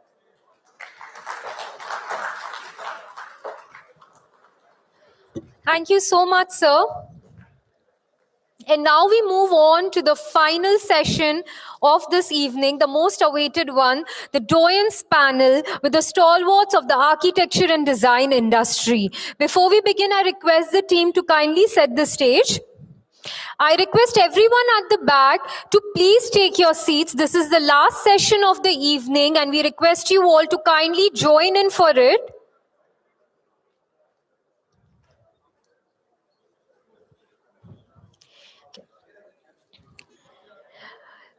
I would now like to welcome and introduce our esteemed speakers of this session. So our first speaker is a third-generation architect with over 23 years of experience in the industry. His firm having 5 decades of experience in the industry, mostly working on making iconic residences not made for years but for generations. He believes in functionally decorated spaces. Please welcome on stage Architect Gurveer Singh, Principal Architect, Gurveer's Palette.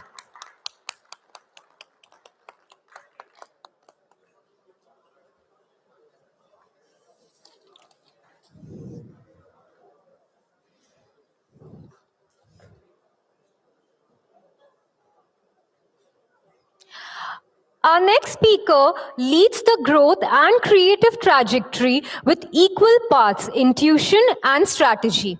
A Wharton School graduate, her design ethos merges cultural narrative with global intelligence, reflecting her belief that architecture of belonging.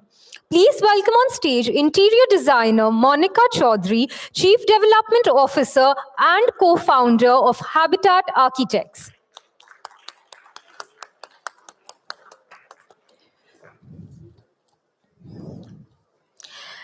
The next speaker is known for creating functional, aesthetically refined spaces. With over 23 years of experience in architecture, interiors, and turnkey project delivery, she has led the planning and execution of IT parks, healthcare facilities, institutional buildings, commercial developments, industrial projects, and residential complexes. Please welcome on stage Architect Rashmi Sharma, Principal Architect, Arcon Infra Tech by Sial and Associates.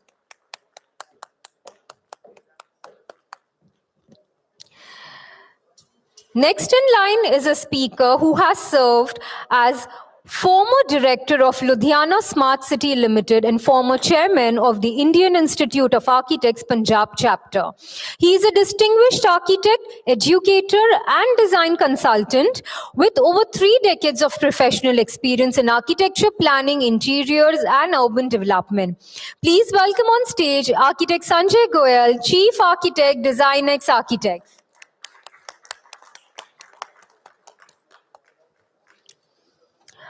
The next speaker continues to have a major contribution in the field of sustainable architecture in the last 3 decades. She has designed and developed more than 250 projects exhibiting her expertise and passion for design, and was awarded the Best Architect in Sustainable Architecture by the IIA in collaboration with the Times of India Group. Please welcome Architect Savneet Kaur, Principal Architect, Imarat Architects.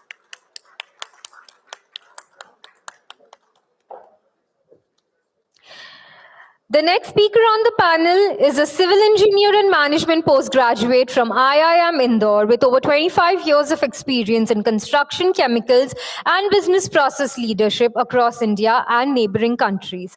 He's also a published author on waterproofing in construction. Please welcome on stage our yet another speaker, Mr. Shashi Suvarna, National Head Technical Solutions, Pidilite Industries Limited.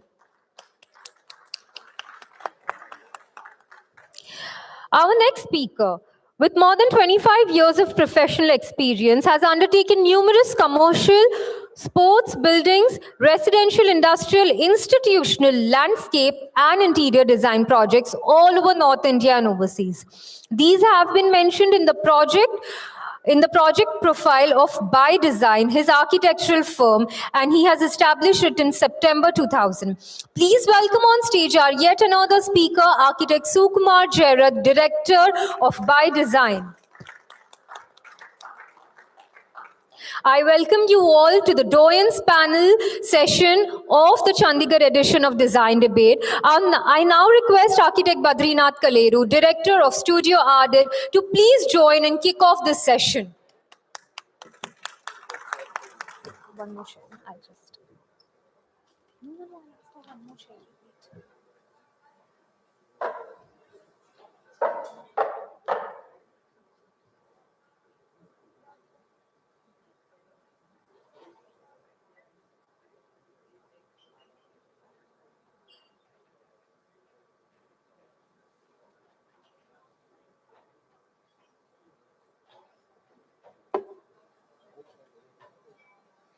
I think everybody's anxious, like why people are not starting.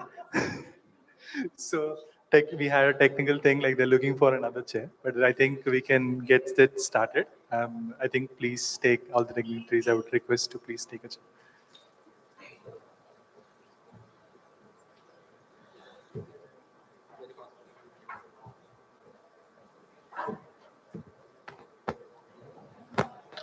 There is so much of belonging and globalization that we have been talking in the past few hours, and we don't want to bore you with more of it, but probably I think because looking at the panel, you can also see that we're actually looking at, I think, 2.5 centuries of experience packed into one stage.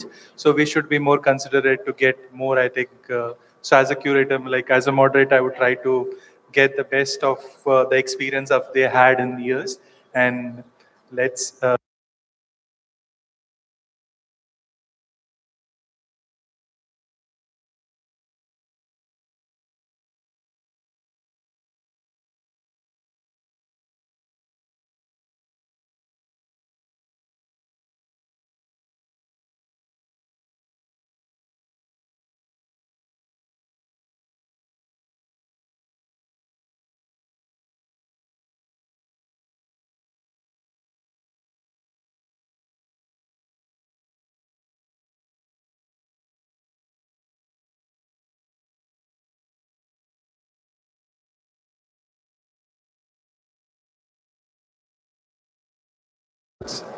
So, is it even the right framing?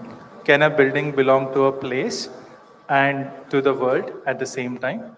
Or does one always come at the cost of other? And I would request Savneet ma'am if she can take this question. Yeah, thank you. I think we've been hearing a lot on the versus part, belonging versus globalization. And I'm glad you asked this because I think it is totally irrelevant in the sense that what is truly global would actually belong to a place. It is not that, we are probably mistaking globalization for imitation, that, if it is somewhere else, it can be here. What I think is that the way the global concerns are predominant right now, anything that is futuristic, anything that is sustainable will obviously belong to a place. It will be contextual. We saw so many presentations and so many projects that truly, reflected that. So I think the case here is not versus. The case here is how can we best combine it. We as architects should not look at globalization as something that means either out of context or, since we are in India, probably something that is westernized.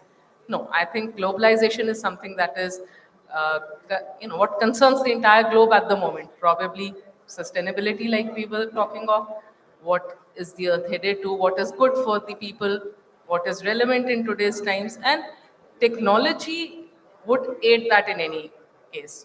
We saw one of the, I think, product demonstrations where it said that technology and innovation is global. And yes, it can belong to a place. Because a sense of belonging is not just for architecture, it is for everyone. And for our personal reasons, for our buildings, and these two are really not separate, I would say. So our endeavor would be to create architecture that belongs and is rooted to its context, and yet is global and significant in that sense. Thank you, ma'am, for your valuable insights. And then then the question is about if we strip away the obvious signifiers, the jali, the courtyard, the pitch roof, local stone, what's actually left that makes a building belong to a place? Is it in the form, the material, the climate response, the ritual it houses, or the memory it triggers? Sukma sir. Thank you. Like Sabneet ma'am said, I would completely agree that globalization and vernacular, or the local, is not at all different or not uh, contradictory. So a good architecture is a harmonious blend of the two, and in all cases, whether it is the climate or the cladding or the material or the substance, it is all a part of it, and good architecture is a blend of the two. Again, I would say sustainability in today's context assumes a very vital role in basically defining whether a building is vernacular or is it like technologically relevant. So sustainability is something which we always should keep a track of in today's world when the resources are falling short. Sustainability is something which I would think a good sustainable building is a blend of the vernacular part as well as the globalized part. And this thing is something which is very significant. That's what I would say. Right.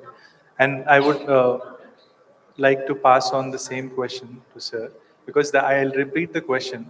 If we strip away the obvious signifiers, like the jali, the courtyard, pitch roof, local stone, what actually makes the building belong to a place? Is it the identity in the form, the material, the climate response, the ritual it houses, or the memory? Probably, good evening. Probably the form basically defines the belonging. A stone used in a curved form may look Roman, whereas used in a rectangular form may look with some other genre of architecture. So the forms, they define the buildings, and the architecture is too permanent, whereas I feel the demographic thing changes over generations. The buildings, they stand, they testify time, and then they serve you in the best possible way with different generations.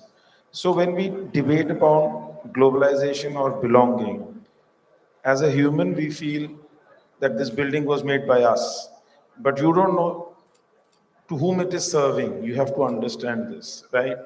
Let's say I was in Rome last month, and the Colosseum has served for 2000 years to whosoever it had come, to Romans or whatsoever, but still it it remained there, and it was belonging for for the people who were coming there and ruling that place, right?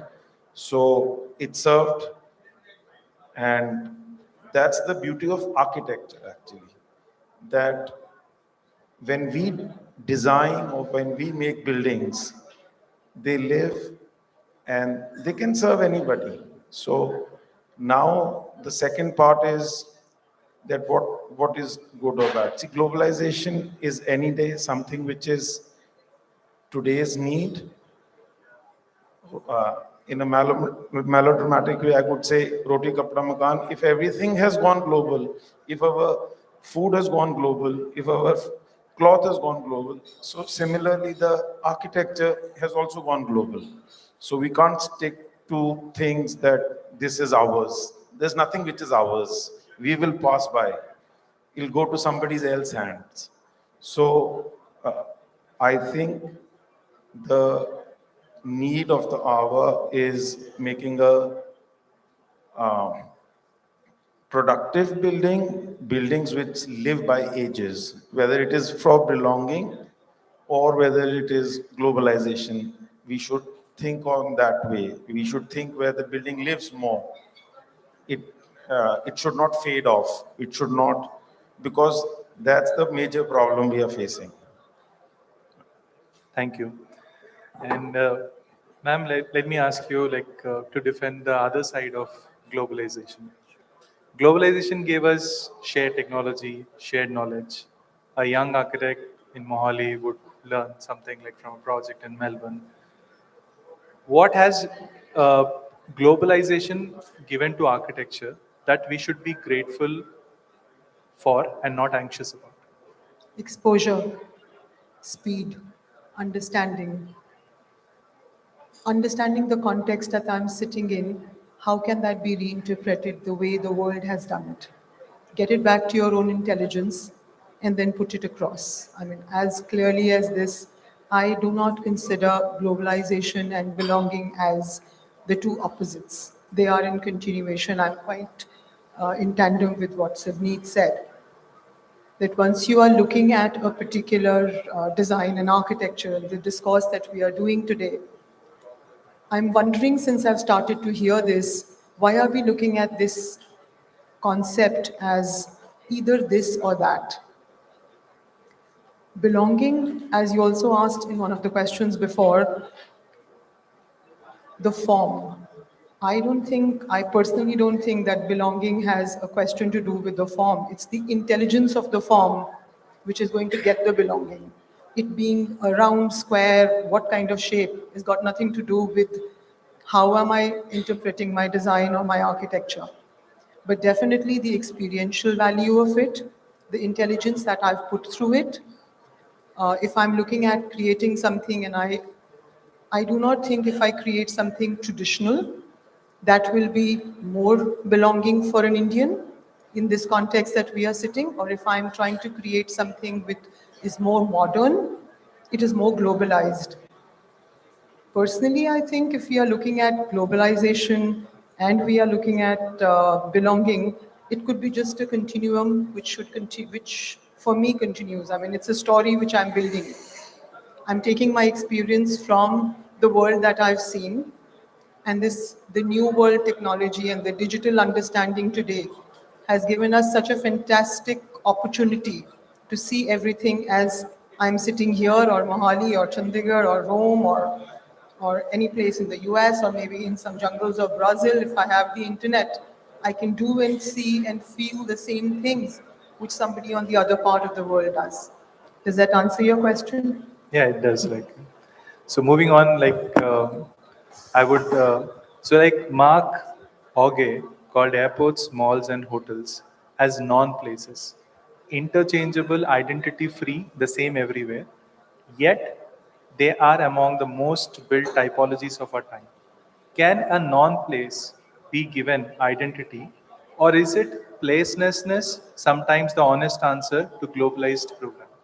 Uh, what Mark said, as per me, he's right in his ways, like airports and all these kind of facilities are for transportation, interaction, and moving towards here and there. But as far as I would like to give an example of Bengaluru airport. Most of us must have visited, and it has landscape, it has bamboo structures, it gives us a total good kind of a very nice memory. When we go there, there are waterfalls inside the airport. So I think definitely we can give local identity to the airports, and so it's kind of mixed with the globalization and local identity of that particular area. See, they have made Bengaluru is called as a city of gardens, and they made that airport as city of gardens. So that is the best example I could say. And sir, you deal a lot with smart cities, and you do a lot of work around it, and you build a lot of commercial projects. So what is your take on these kind of, when you talk about how these places can be everywhere, but when you create specific commercial architecture. So what do you think of placelessness? Sometimes is it a globalized program, or can they be different? Thank you, dear. I agree that in commercial or in urban planning, that the role is parallel. As Madam Chaudhary and my earlier speakers are highlighted, in majority of the cases, we have to learn and think globally and act locally. And it's a parallel activity, and the horizon is broadened. We have to go through the internet, even in the jungle, right? The madam spoke. So we have to learn as much as possible and deliver accordingly in our plannings, and especially the smart city mission or urban planning. Time has changed a lot, and now I can say that if one-third problem of the city of the region are same, the remaining one-third are of the country level, the remaining one-third at the international level. So it's a blend of all, and we have to think and decide carefully for the coming generations. Thank you. Thank you. So now we have a question to a known architect, if I can say so. So I'm the most luxurious here. I can speak anything on design because I'm not a designer. So I can pick my hardest question for you. Absolutely, absolutely. So the question is, like, there is a thin line between rooted architecture and nostalgic, like between honoring vernacular and turning it into a theme park version of itself. So where is the line that you think would be appropriate? So when you talk about vernacular structure, actually it's basically a vernacular material with the vernacular craftsman. When it comes to design or when it comes to vernacular material, the most important aspect of the end customer is the aspirations which our great designers over here, are supposed to fulfill. And that is where, when you have your aspirations, that design is being forwarded by designers, it has to come into actuality. Whatever is the design, it has to come actually at the site. I would answer a question with one example. We had one customer, which he was building a five-star hotel. He had a very large wall to be, treated. So he had the luxury of using the most expensive paint or coating, whatever it is. But the architect was very well rooted. He mentioned that the property is very close to the nature. It's a kind of a jungle resort.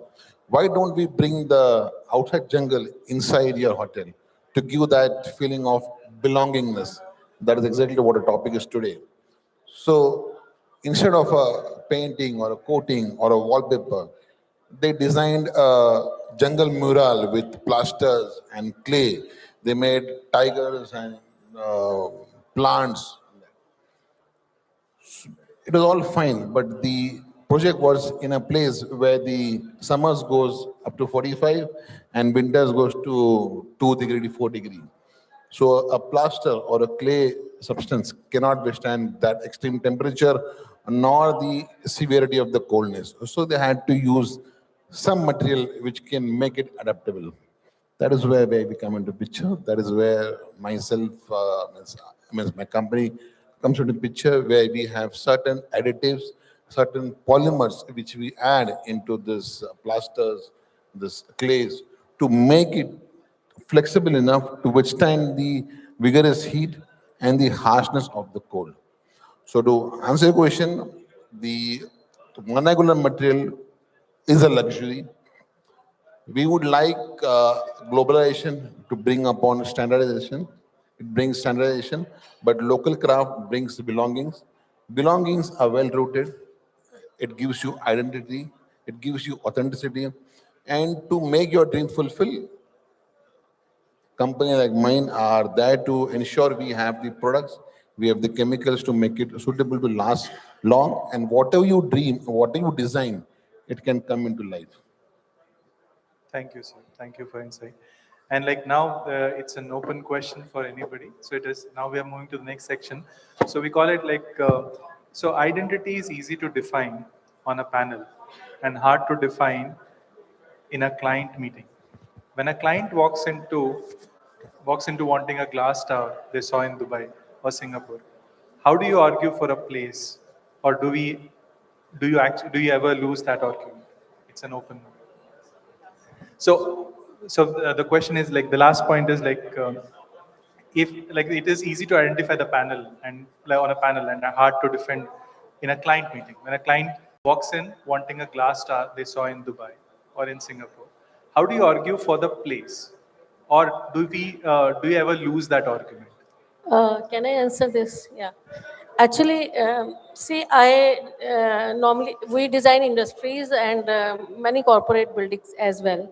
So recently, we designed 2.5-acre IV fluid pharma campus.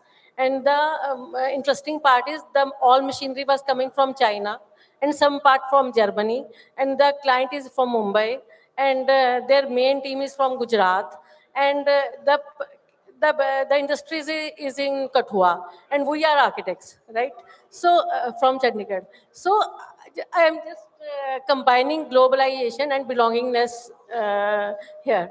And the question you said, like how we convince clients, like if normally it happens with us. See, I do most of the corporates. So many people always, especially IT people, they want all around glass.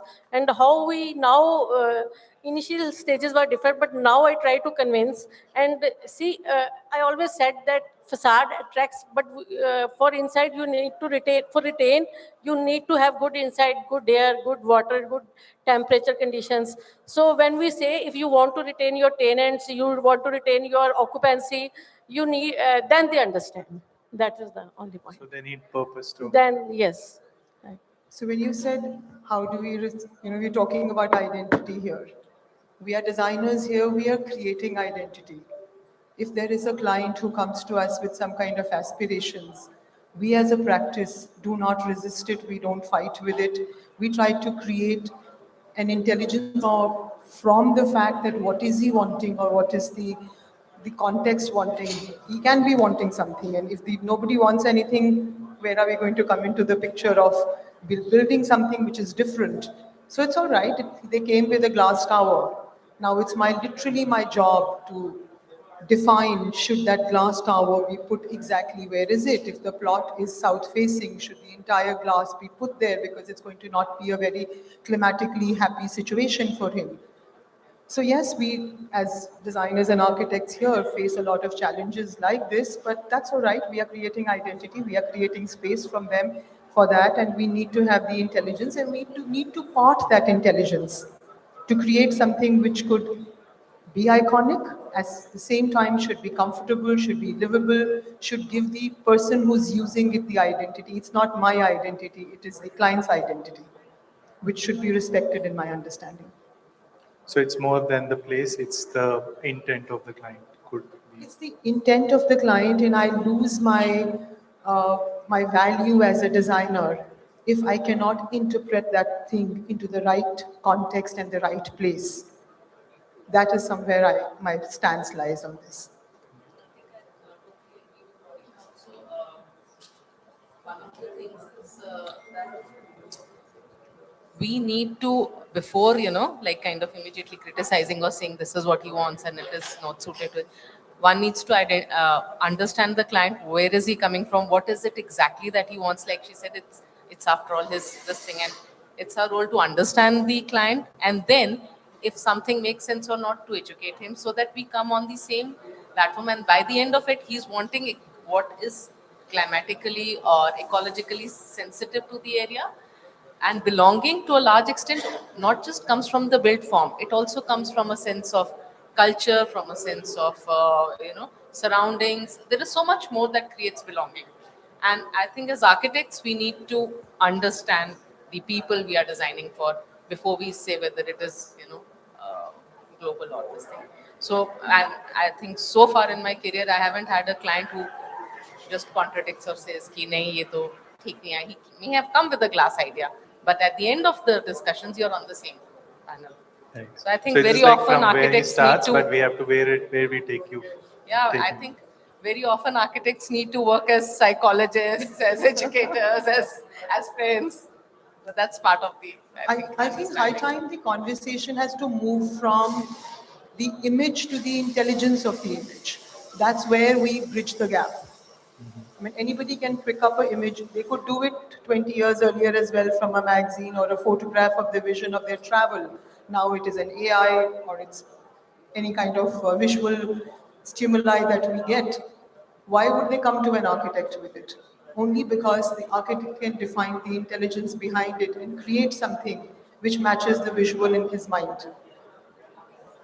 Yeah, that brings me to one of the quote of Frank Gehry, where he says that, why do people hire architects and tell them what they do?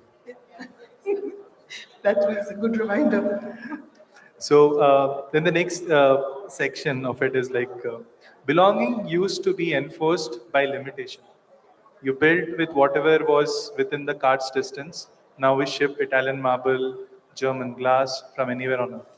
Has the global supply chain made local material identity a genuine choice, a luxury, or a fiction? See, as far as this trend of shipping materials across the seas and things, and not using local, part of it again like has to do with our image of what we consider globalization. And it's not just today. If today we are identifying glass buildings as global, see, some time ago, whatever was colonial was an aspiration. So a lot of the houses that are being built or even were being built are an image of an English cottage. They had nothing to do, but we relate to it. So that was the aspiration then. Now probably because it's moved to different shores and glass towers are the norm of something like Manhattan, so we want to copy that. But the ability to transfer materials is also comes at a very commercial interest of the market forces. It has not much to do with architecture. And when one thinks sustainably, you'll think that, okay, is it worth polluting our seas for? Is it worth the cost? We could have alternate materials that are here that may be more sensitive. So I think an awareness that yes, ecologically it is relevant is a lot more defining than what we think belongs to the area. So no, definitely I think that the awareness has to be created that no, we do not need to ship materials across seas for something like marble, which could be maybe mined here. And also, does every material need to be mined? Do we need so much mined stone when there are so many options of flooring? So these are questions like, it is more like intelligent building. So it's like Monica said that it's not the image, it is the intelligence behind the building that we should aspire for, and we should have our architects or our clients think like that. And I think gradually our perception of what is global will change. It belongs and it's global. Materiality, local materiality needs more and more exploration. There is absolutely no two ways about it. We come from a country which is from one breadth to the other, has plethora of materials. Some of them have evolved with the technology and moved up. Some are in the process of doing so. In about last 30 years of our practice, we've seen that there was a need for us because we thought global design to get a lot of products from outside. But as years have gone past, as in the space that we are sitting today, we really don't need to do that as in need. It could be a choice which you could make for design, your client could make for design. And then beyond that, as a designer or an architect, if I speak about our firm, we have very consciously for the last 1 decade started to move much more local because we can control the design. We are also technologically very, very sound. You have a few guys who are sponsoring this event today. We are aware of their product. And it is an absolute pleasure to see the growth and the trajectory of how the Indian industry is moving up. I do feel it also becomes our duty to impart whatever design sense or knowledge that we've accumulated in our decades of understanding, to let this local materiality, that whole concept, to be better than what it was ever.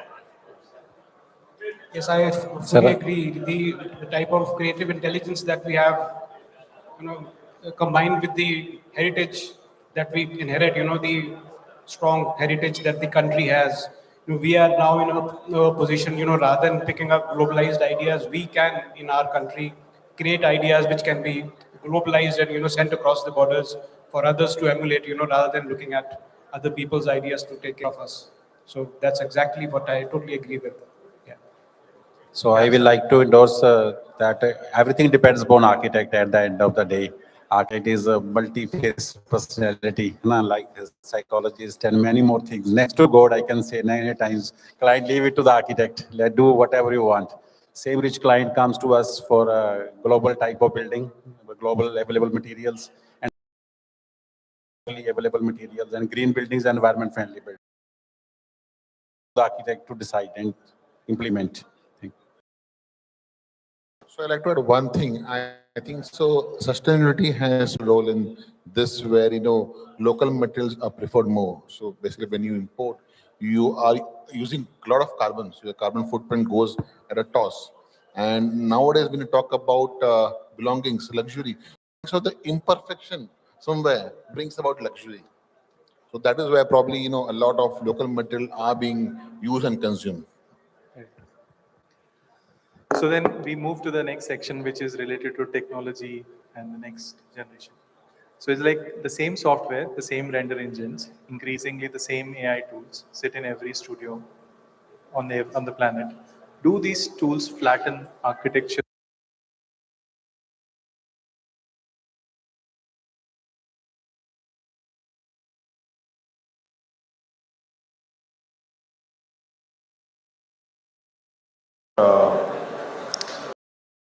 It is going to be somebody.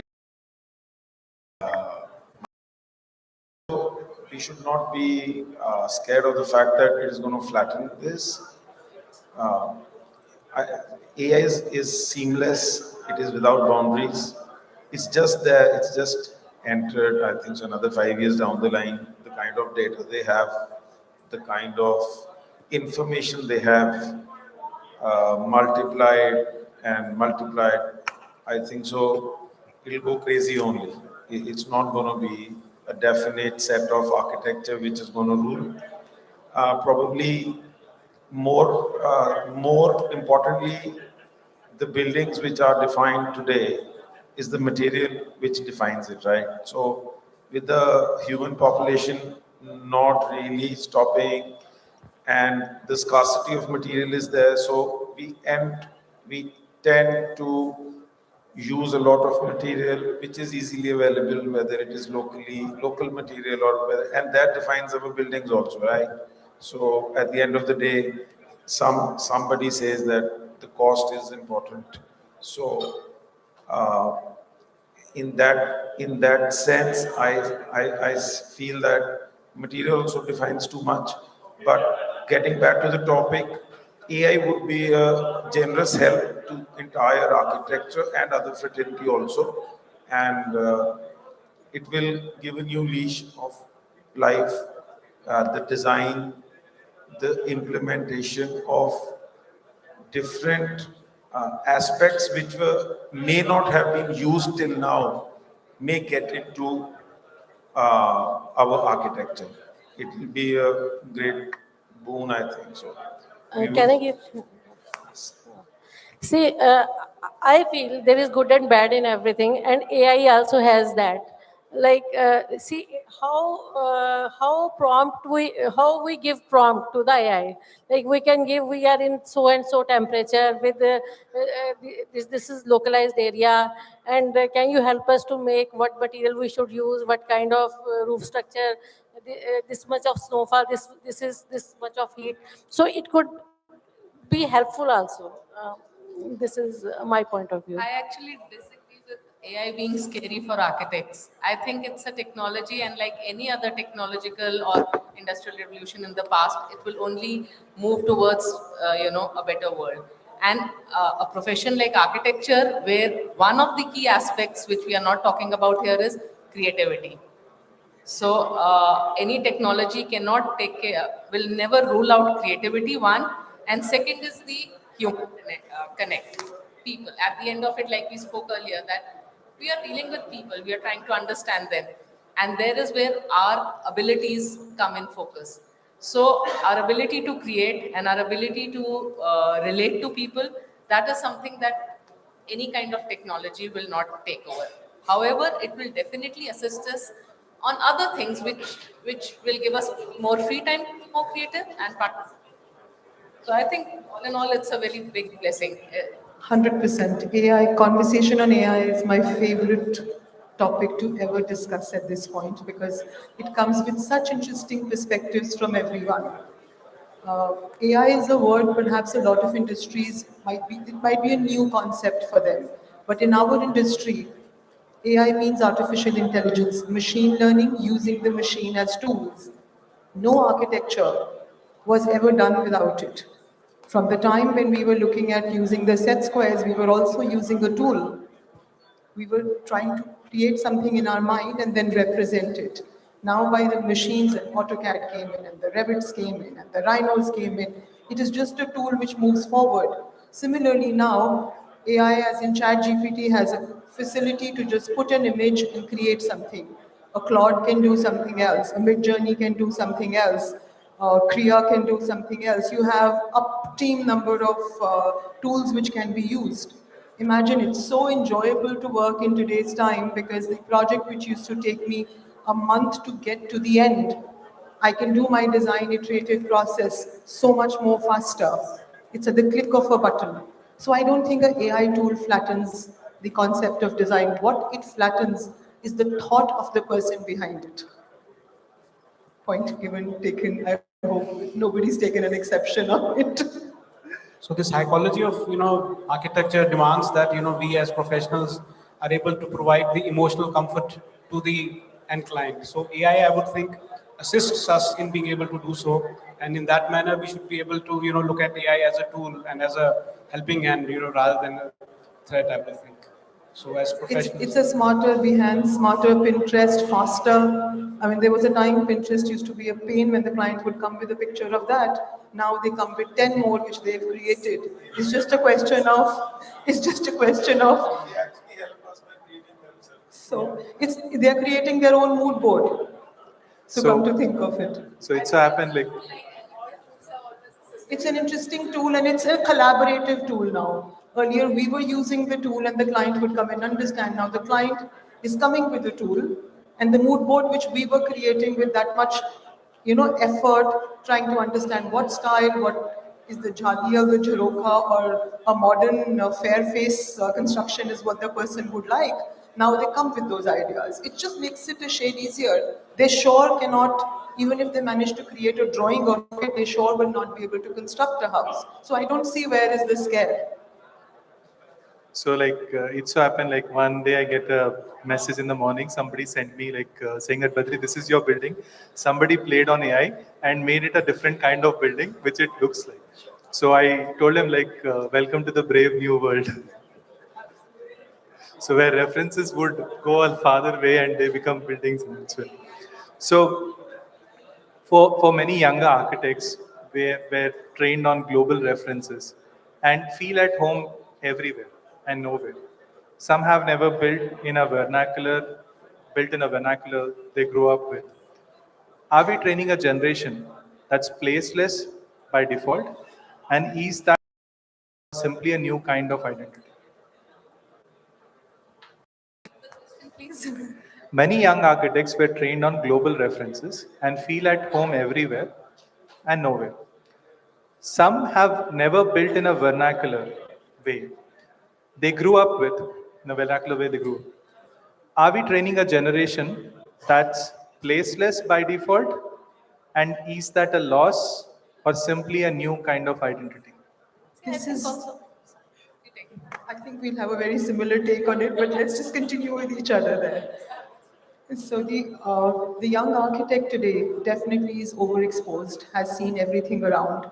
So there is a little scare in myself which I feel to start with. It moves to a very beautiful feeling later, but if I start from that aspect, that architect is looking at 500 different iterations, creating a very quick intelligence. The only thing which the bridge which needs to be gapped here is that architect or the designer has not lived enough any of those experiences. So that actual living and actual building and actual giving an experience to the person is kind of sometimes gets lost. So that's where perhaps the experience and the understanding of looking at an image and thinking of creating a long corridor which looks beautiful in an image, actually experientially, because the person has perhaps lived in a different kind of architecture, do not realize that experience. So that 1% loss, yes, is a question. But still, having said that, you want to continue? And also that, vernacular, the way we define it as belonging to something totally local and things maybe they have not seen. But see, for a generation maybe that grew up in Chandigarh, the kind of brick and concrete, exposed concrete building, for them probably that was the vernacular for what they grew up in and things and a sense of identity. Whereas this generation, which is exposed to so much more ideas and visions and things, and they are on the path to create their own identity. Here we are not talking of whether the vernacular is good or not. We are talking whether it creates a sense of belonging, and that has a bigger, significance than exactly what they take to think that it belongs. That is a more sensitive way of thinking, and I think the next generation is just as well, in fact, better suited to creating that identity because they have that much more exposure, they have that much more intelligence, and the lot that I see are that much more sensitive than I think the previous generation was, honestly, because they are growing up in a time where they realize the necessity for these kind of things. So yes, I think they create their own identity, and also they are smart enough to know what parts of the vernacular can serve the contemporary designs or solutions, and what need to be changed or rejected with time. I have not seen a young architect attach a jharoka for the sake of attaching a jharoka. Yes. They understand the intelligence behind what a jharoka does. The light it filters, the atmosphere it allows to come in, the semi-privacy it is giving to the house. Yes, at the same time, I've seen a lot of our older generations which got lost in between. The fact that what is vernacular, what is modern, why should I like vernacular, but I have a square box, so let me put it there. So you see a lot of hospitality projects which sometimes end up looking very lost in the smaller cities of the country. But if you talk of the younger architects, somehow I feel they are smarter. Oh, definitely. They understand that I like this, but if I have to use the concept of a courtyard, I'm using it to not using a square area in between which they had seen or learned. They are using because that's a space for family, that's a space for gathering, that's a space for memory, that's a space to create an area where the family gets together, or you are moving around that area, not because there is supposed to be a courtyard. And I also give a I lot think of compliment to the next generation that now. is where globalization is actually a boon, because they have grown up in a time where globalization is so evident that they are exposed to architecture all around the world, and they have the ability to learn from all what, like we say, the tools, so they know what function can relate to what space and create what identity, and intelligent enough to know what is the identity they are wanting to build. Whereas, like Monica said, that our generation, a lot of people just used it like an image form. Now they're past the image. An image that does not make sense is not relevant. So the authenticity of that form is more important. So I think they are, in a way, much suited to creating a better. My experience with working with younger architects and the younger generation which joins our firms, we've realized that they also have a better ability to pull out what they want out of 100 images faster than a lot of others. It has been very heartening to see the work, which has been exhibited by the younger architects in this gathering before, and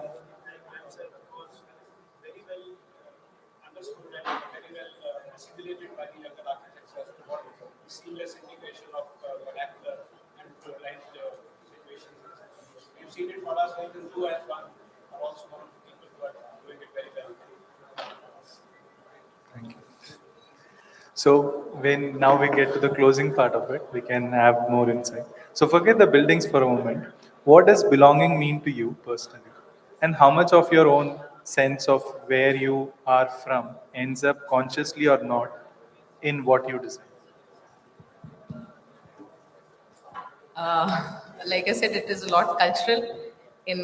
For personally, like see, you said, what does it mean to you? Being Indian is a sense of belonging, and the fact that we are, one of the most ancient civilizations of the world, rooted in culture, tradition, this and that, and all of that forms a part of whom we are. We can't separate the two, and the value system. The value system that now that people talk of sustainability, that the world is this. I think Indians already knew it. You look at a normal villager; he'll put water out for the birds. The aspect of looking out for all living creatures, not just human beings, what they say now sustainability is, was always there in our culture. So sense of belonging is also for me partly what is Indian and partly what is authentic to a to a better form of living that we've been conditioned to. And building, of course, rooted to its context, rooted to the materials and the environment around. It is very important that, like I think quoting Gandhi, that what we build must honor the earth, not detract from it. So that is Nicely put. I think that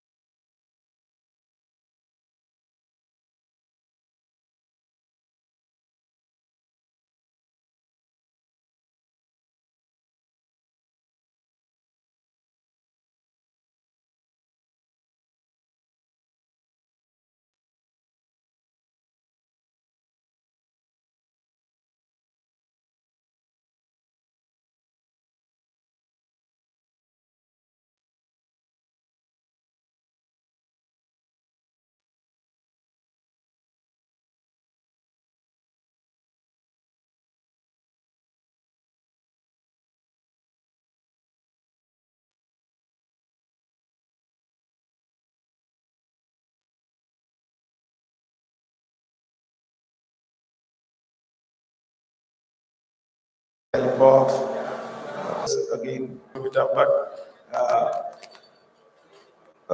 architecture will definitely be an integral part. It is an integral part of a civilization, and it will remain that way. It builds the it builds the generations. It gives you examples of how to lead life. I mean, the way ma'am said that if you're born brought up in Chandigarh, we used to see brick, we used to see concrete. So that's imbibed in us. We enjoy, we like it.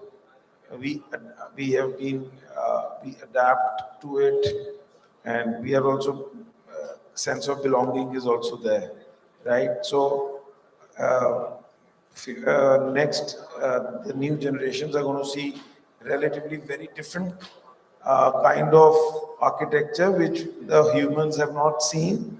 Zaha Hadid, what she did about 20 years back, are finest examples of, it's just not modern architecture, it's architecture served in a different platter. I mean, those fluids which anybody could think of, she served us in a beautiful way. And I think so, we will have these kind of architects who will make this earth look better every day. I think we can have closing remarks because there's already a buzzer and everybody's waiting for the Patchwork of new identities for sure, to keep it short.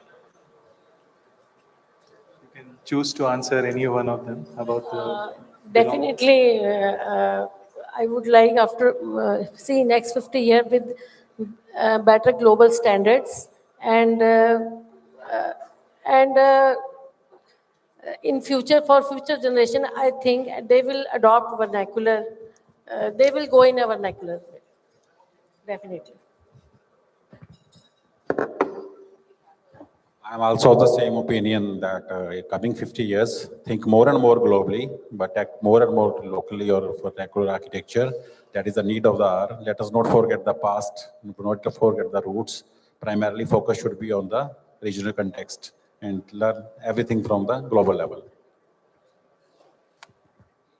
So I would say to the designers, you please dream, and we are there to help you achieve your dream. And He's got his pitch right by the end of the statement. no, I was just about to basically refer to when he told about Zahadid. Okay, so Zahadid designs a very fluid design. She if I can speak about design, Orban out here. So the contemporary horizontal and vertical lines were revolted by her. She introduced the fluid design. So we are executing the Navi Mumbai airport now, which is designed by her firm. Complex design, difficult for any of manufacturers to give a leak-free structure. But technology has evolved so drastically where, of course, we take help of globalization, but then the aspect of belonging has to be brought in because the specifications, what was drafted for a European airport cannot be adopted in India. We have 45 degrees Celsius in the summers. Mumbai also is 40 to 43. So that is where we have to involve the belonging. We have to tweak the global products in order to be able to use in our country. So we have to, globalization will give us, a standardization, but then, the authenticity, the belongingness, we have to bring in ourselves. We need architecture in India by Indians and for the context of India. Absolutely agree, All ma'am. our products, all our design thought process needs to start from there. Yeah, I agree. Thanks a lot. And anything, if audience want to ask some questions, yeah, please. Can we have a mic? I think she was waiting for this moment.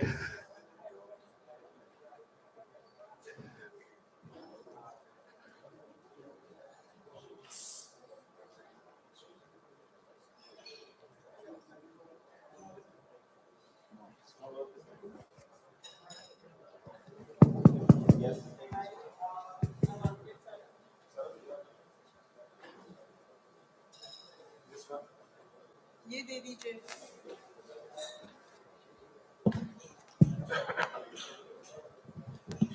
Hi, this is Architect Kaleru, and I am sure everybody's realized that the ladies dominated the stage today.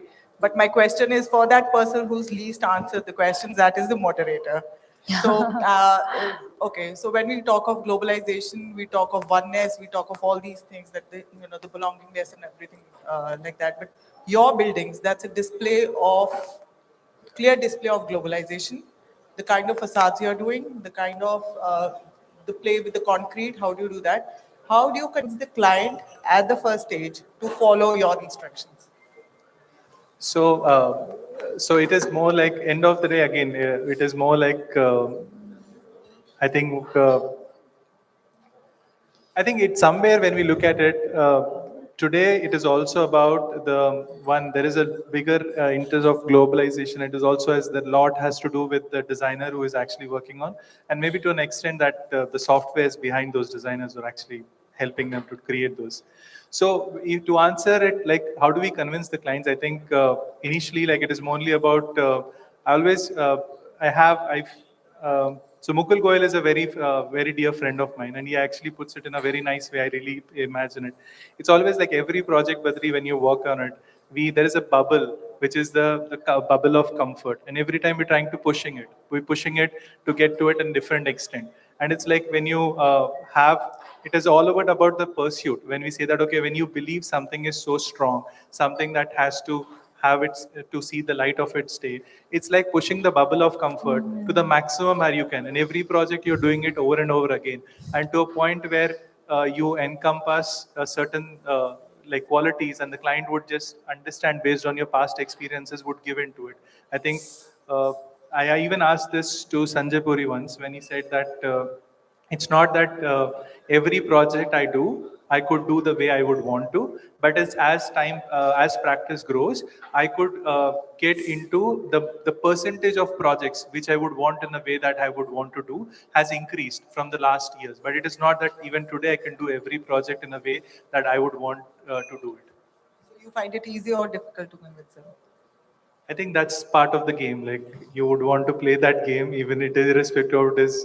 It's the thing that as architects we do, like how sportsmen go to field every day and they play their game. It's our game to play. Thank you so much. Thank you. So somebody had to ask me questions as well. So I think it was a wonderful panelist conversation we had here, and it was really, I think the audience could have got the insights from them, and probably we could carry this and use it somewhere, because I think that's what would be worth the time that each one of us put into it to bring some value into this room. Thank you for a wonderful conversation. Thank you so much. What an absolutely engrossing session this was. Thank you so much, everyone, for making this a huge success. I would now like to invite on stage Mr. Karan Rai from ICA, and along with him, Mr. Baljinder Singh, Regional Manager from Sky Decor Laminates Private Limited, to please come and felicitate the Doyens speakers.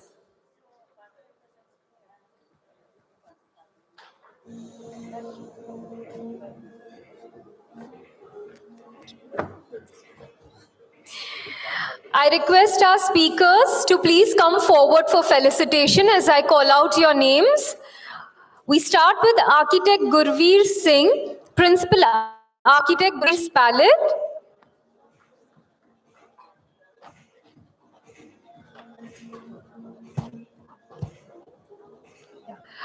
Yeah, can you all please stand in the center?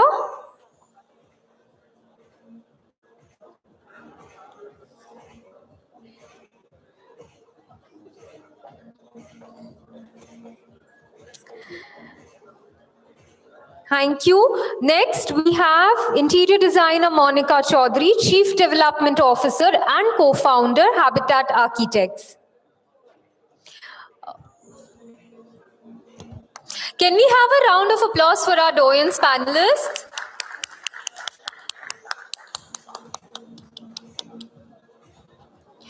Next, we have Architect Rashmi Sharma, Principal Architect, Argon Infrastech by Sial and Associates.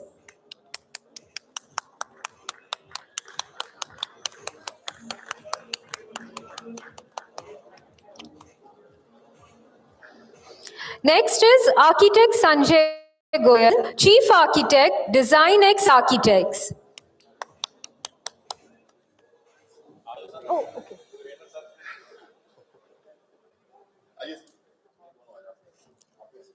Yeah.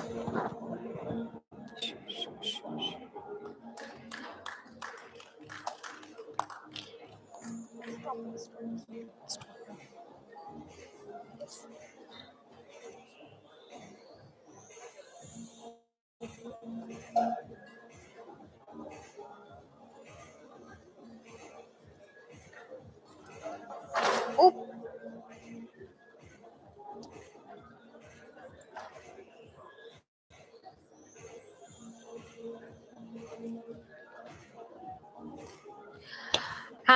Thank you for the patience. So we continue with the felicitations. Next we have Architect Savneet Kaur, Principal Architect from Imarat Architects.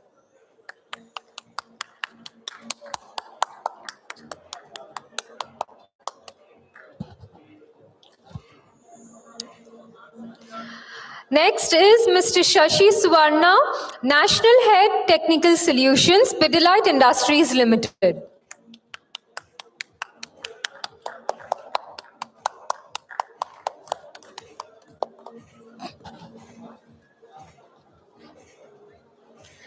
And last but not the least, architect Sukumar Jared, director from By Designs.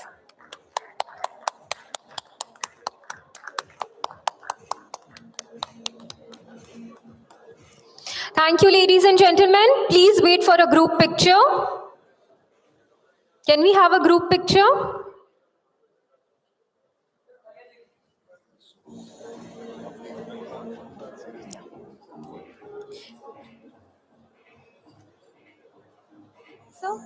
So you can come. Yeah. So there'll be space. Yeah. Karan, please.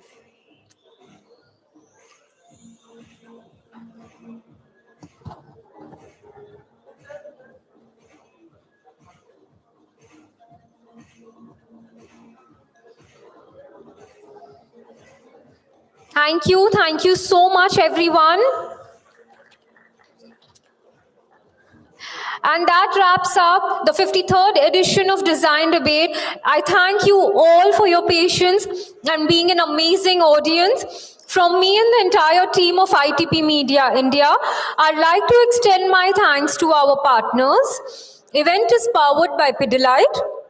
Associate partner ICA, category partners Sky Decor and Featherlite Furniture.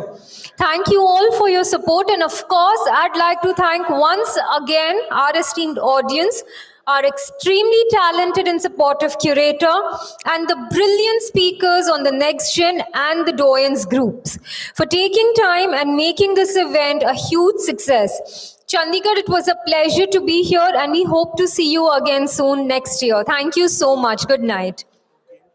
Okay, so there is one more lucky draw which we wanted to actually run through. Please go ahead, sir. Okay, so this is the lucky moment. Before we go ahead, Mr. Roof is here. He manages the entire Featherlite Chandigarh operation. So we have these cards. We can actually mix it around, no worries. So, yeah.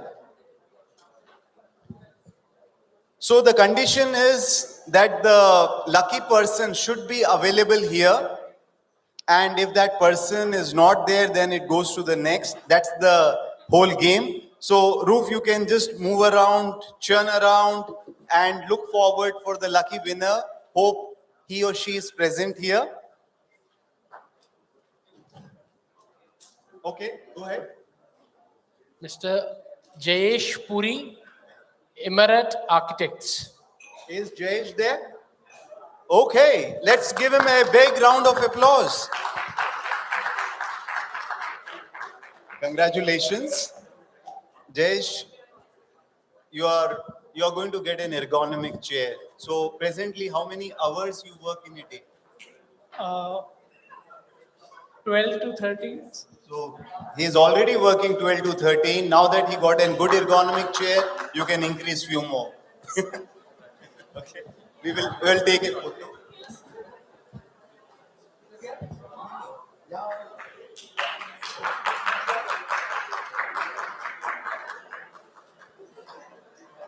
Congratulations, our team.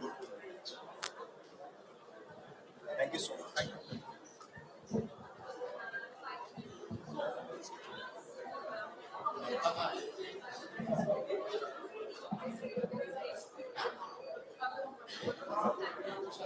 Done.